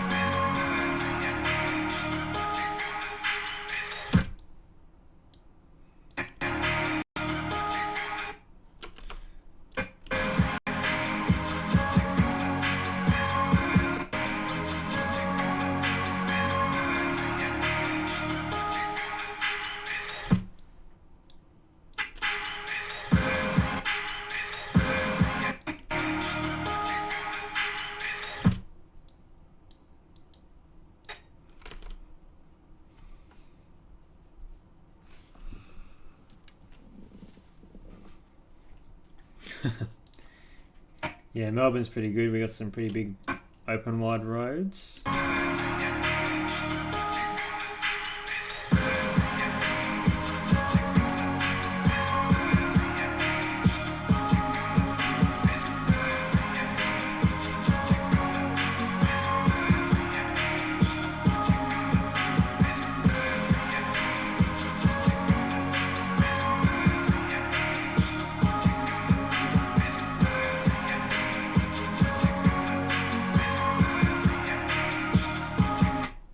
That's awesome. It's always good when you get some good coppers. When we filmed this, we had like cops everywhere around us, and no one cared. They all loved it, left us alone, and yeah, we got some epic footage. But it's always good when you're filming, the cops come up next year or rock up and, you know, check out what you're doing and take some photos. It's better than getting harassed and defected, you know?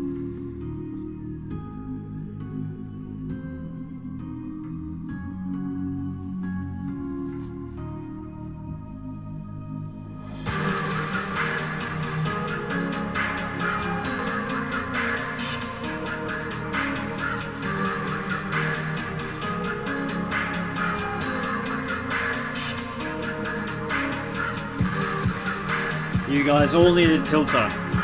Like these shots, look at this, it's like a 2-3 minute clip and it's just constant, you know, just smooth, perfect. It's awesome.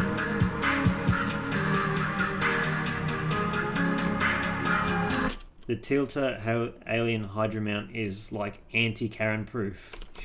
just keep that in mind.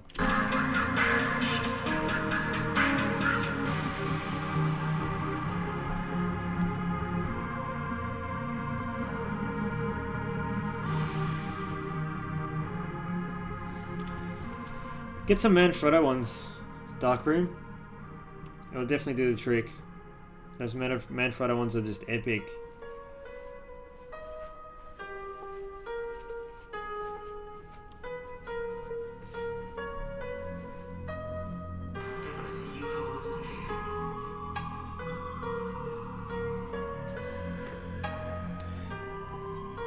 So some of these shots are pretty average because I'm using the virtual joystick.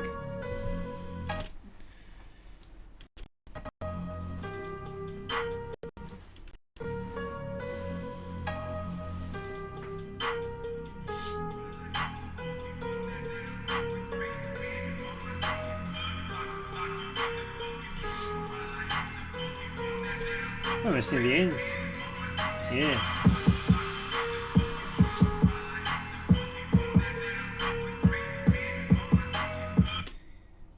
Yeah, man. If you actually go on, I think it's Cinmilled. They actually do, or even Cinmilled. They even do like videos on YouTube, and they show you them testing it, like mounting weights to it and how long it's on there for, and without it being an issue, and putting it through tests and stuff like that. Like there's some really cool stuff on there that they make, but those suction caps are solid. Even when I was using the Rig Wheels cloud mount, they were using smaller suction caps, but they stuck. They were solid.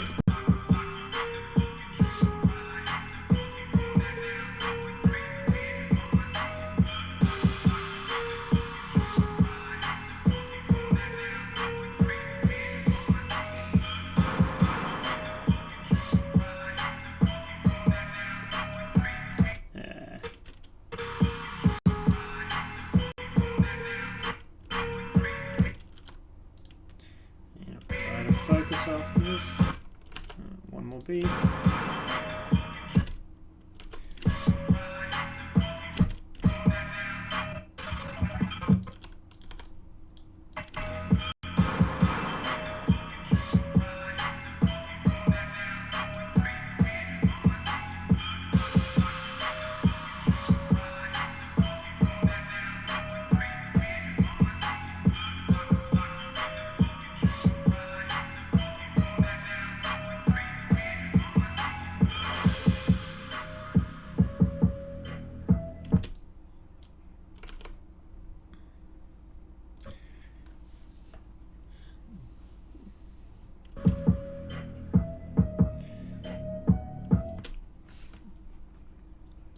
Sometimes I change the focal length, but because I'm using a fixed lens, obviously you can't, but you get sharper shots, you know, which usually does work better for rollers, I find. I mean, also it's hard to adjust the focus on this. You've got like a zoom, like you can use the auto, you can use the RS2 if you've got the expansion pack. It's got the focus motor thing that you can use. But you can actually hook that up to your zoom and use that for that instead. But then you also got to remember, when you're using your zoom on something like an RS2 gimbal, it's not tuned for when you zoom it out. It can still handle it, but you might find that it might go a little bit spastic, or won't be as smooth and be a bit wobbly, and generally just, you know, flop out and then have to reset the gimbal. So I mean, it works, and like you can zoom in using it, but then obviously you want to do it for like a short amount of time before it obviously goes floppy. It's easy obviously if you're just holding it like out the window, because you can adjust it on the spot.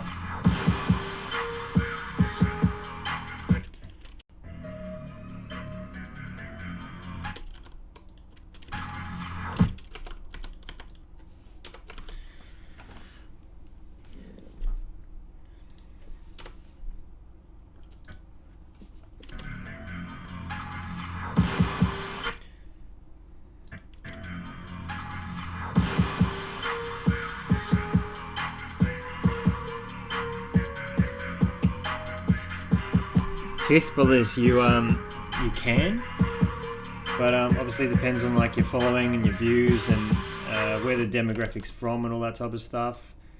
But it really varies. You have to be consistent with it. I mean, just like most other things. But if you really want to make, like I've got a couple of mates who do YouTube full time, and you really got to be pumping it pretty hard, you know, and keeping consistency and posting all the content that your viewers want to see. But it is possible to definitely do. I was looking at this. Yeah, shipping right now is just ridiculous, like with everything. But they're definitely worth the investment.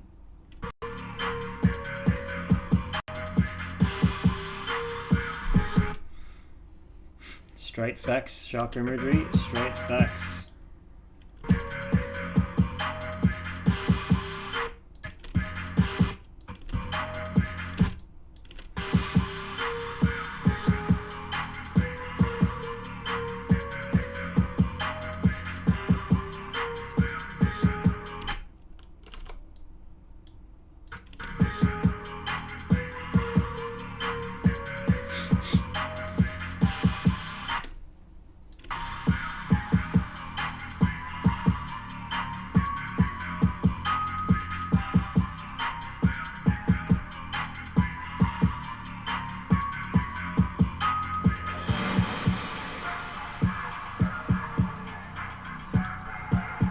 I got a few more clips left, like 10 clips left.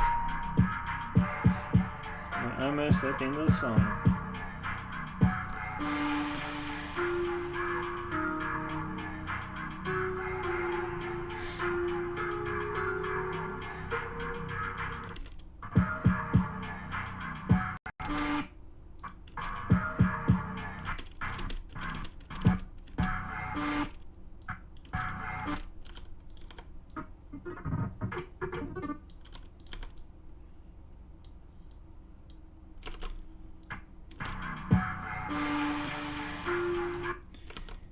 Sorry guys, little bit choppy.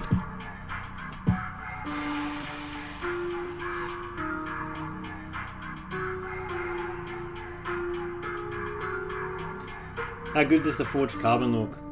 It's such a nice finish. It's like super subtle, but it just looks epic. And it's different as well. Everyone's normally got carbon fiber nowadays, don't they? So it's something different.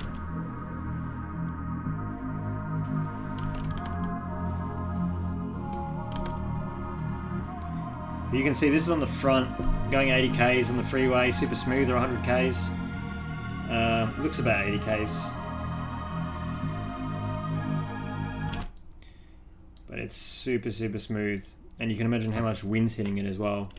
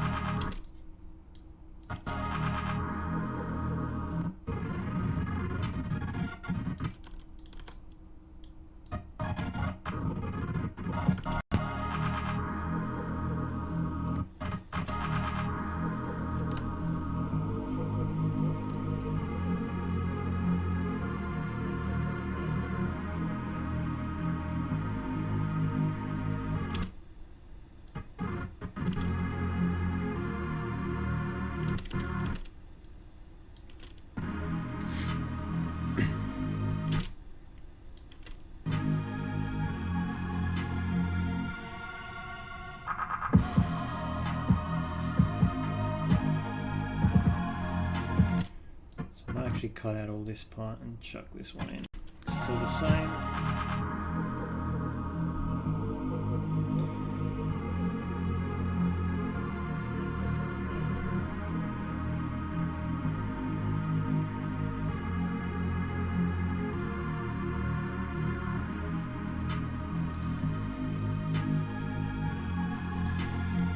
And we're almost at the end of the clips. Looks like there's just enough, unless I cut some more out, which I probably might.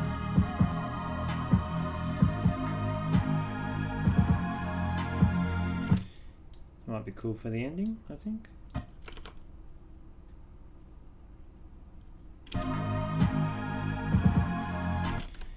Oh, they're all like that. Soul of Machine. Hey man, what's cracking? South Africa. That's on the other side of the world. Welcome. I'm actually coming to the end of cutting together a 30-minute montage, which is looking to be a 25-minute, just over 25 minutes, which is looking good. But yeah, man, what's happening?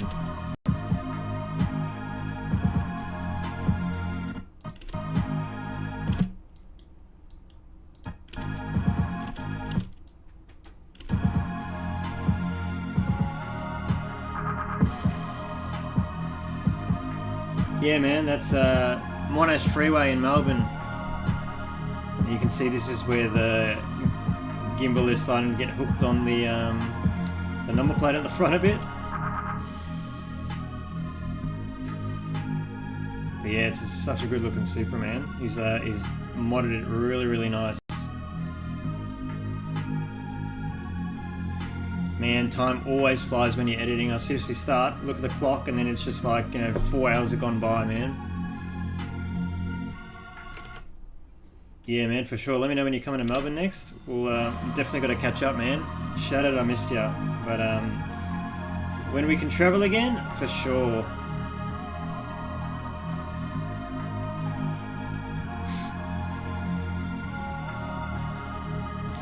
How perfect is this? There's just enough clips to finish this video off. Crystal Mine, perfect song, man. Check out his music in the description below.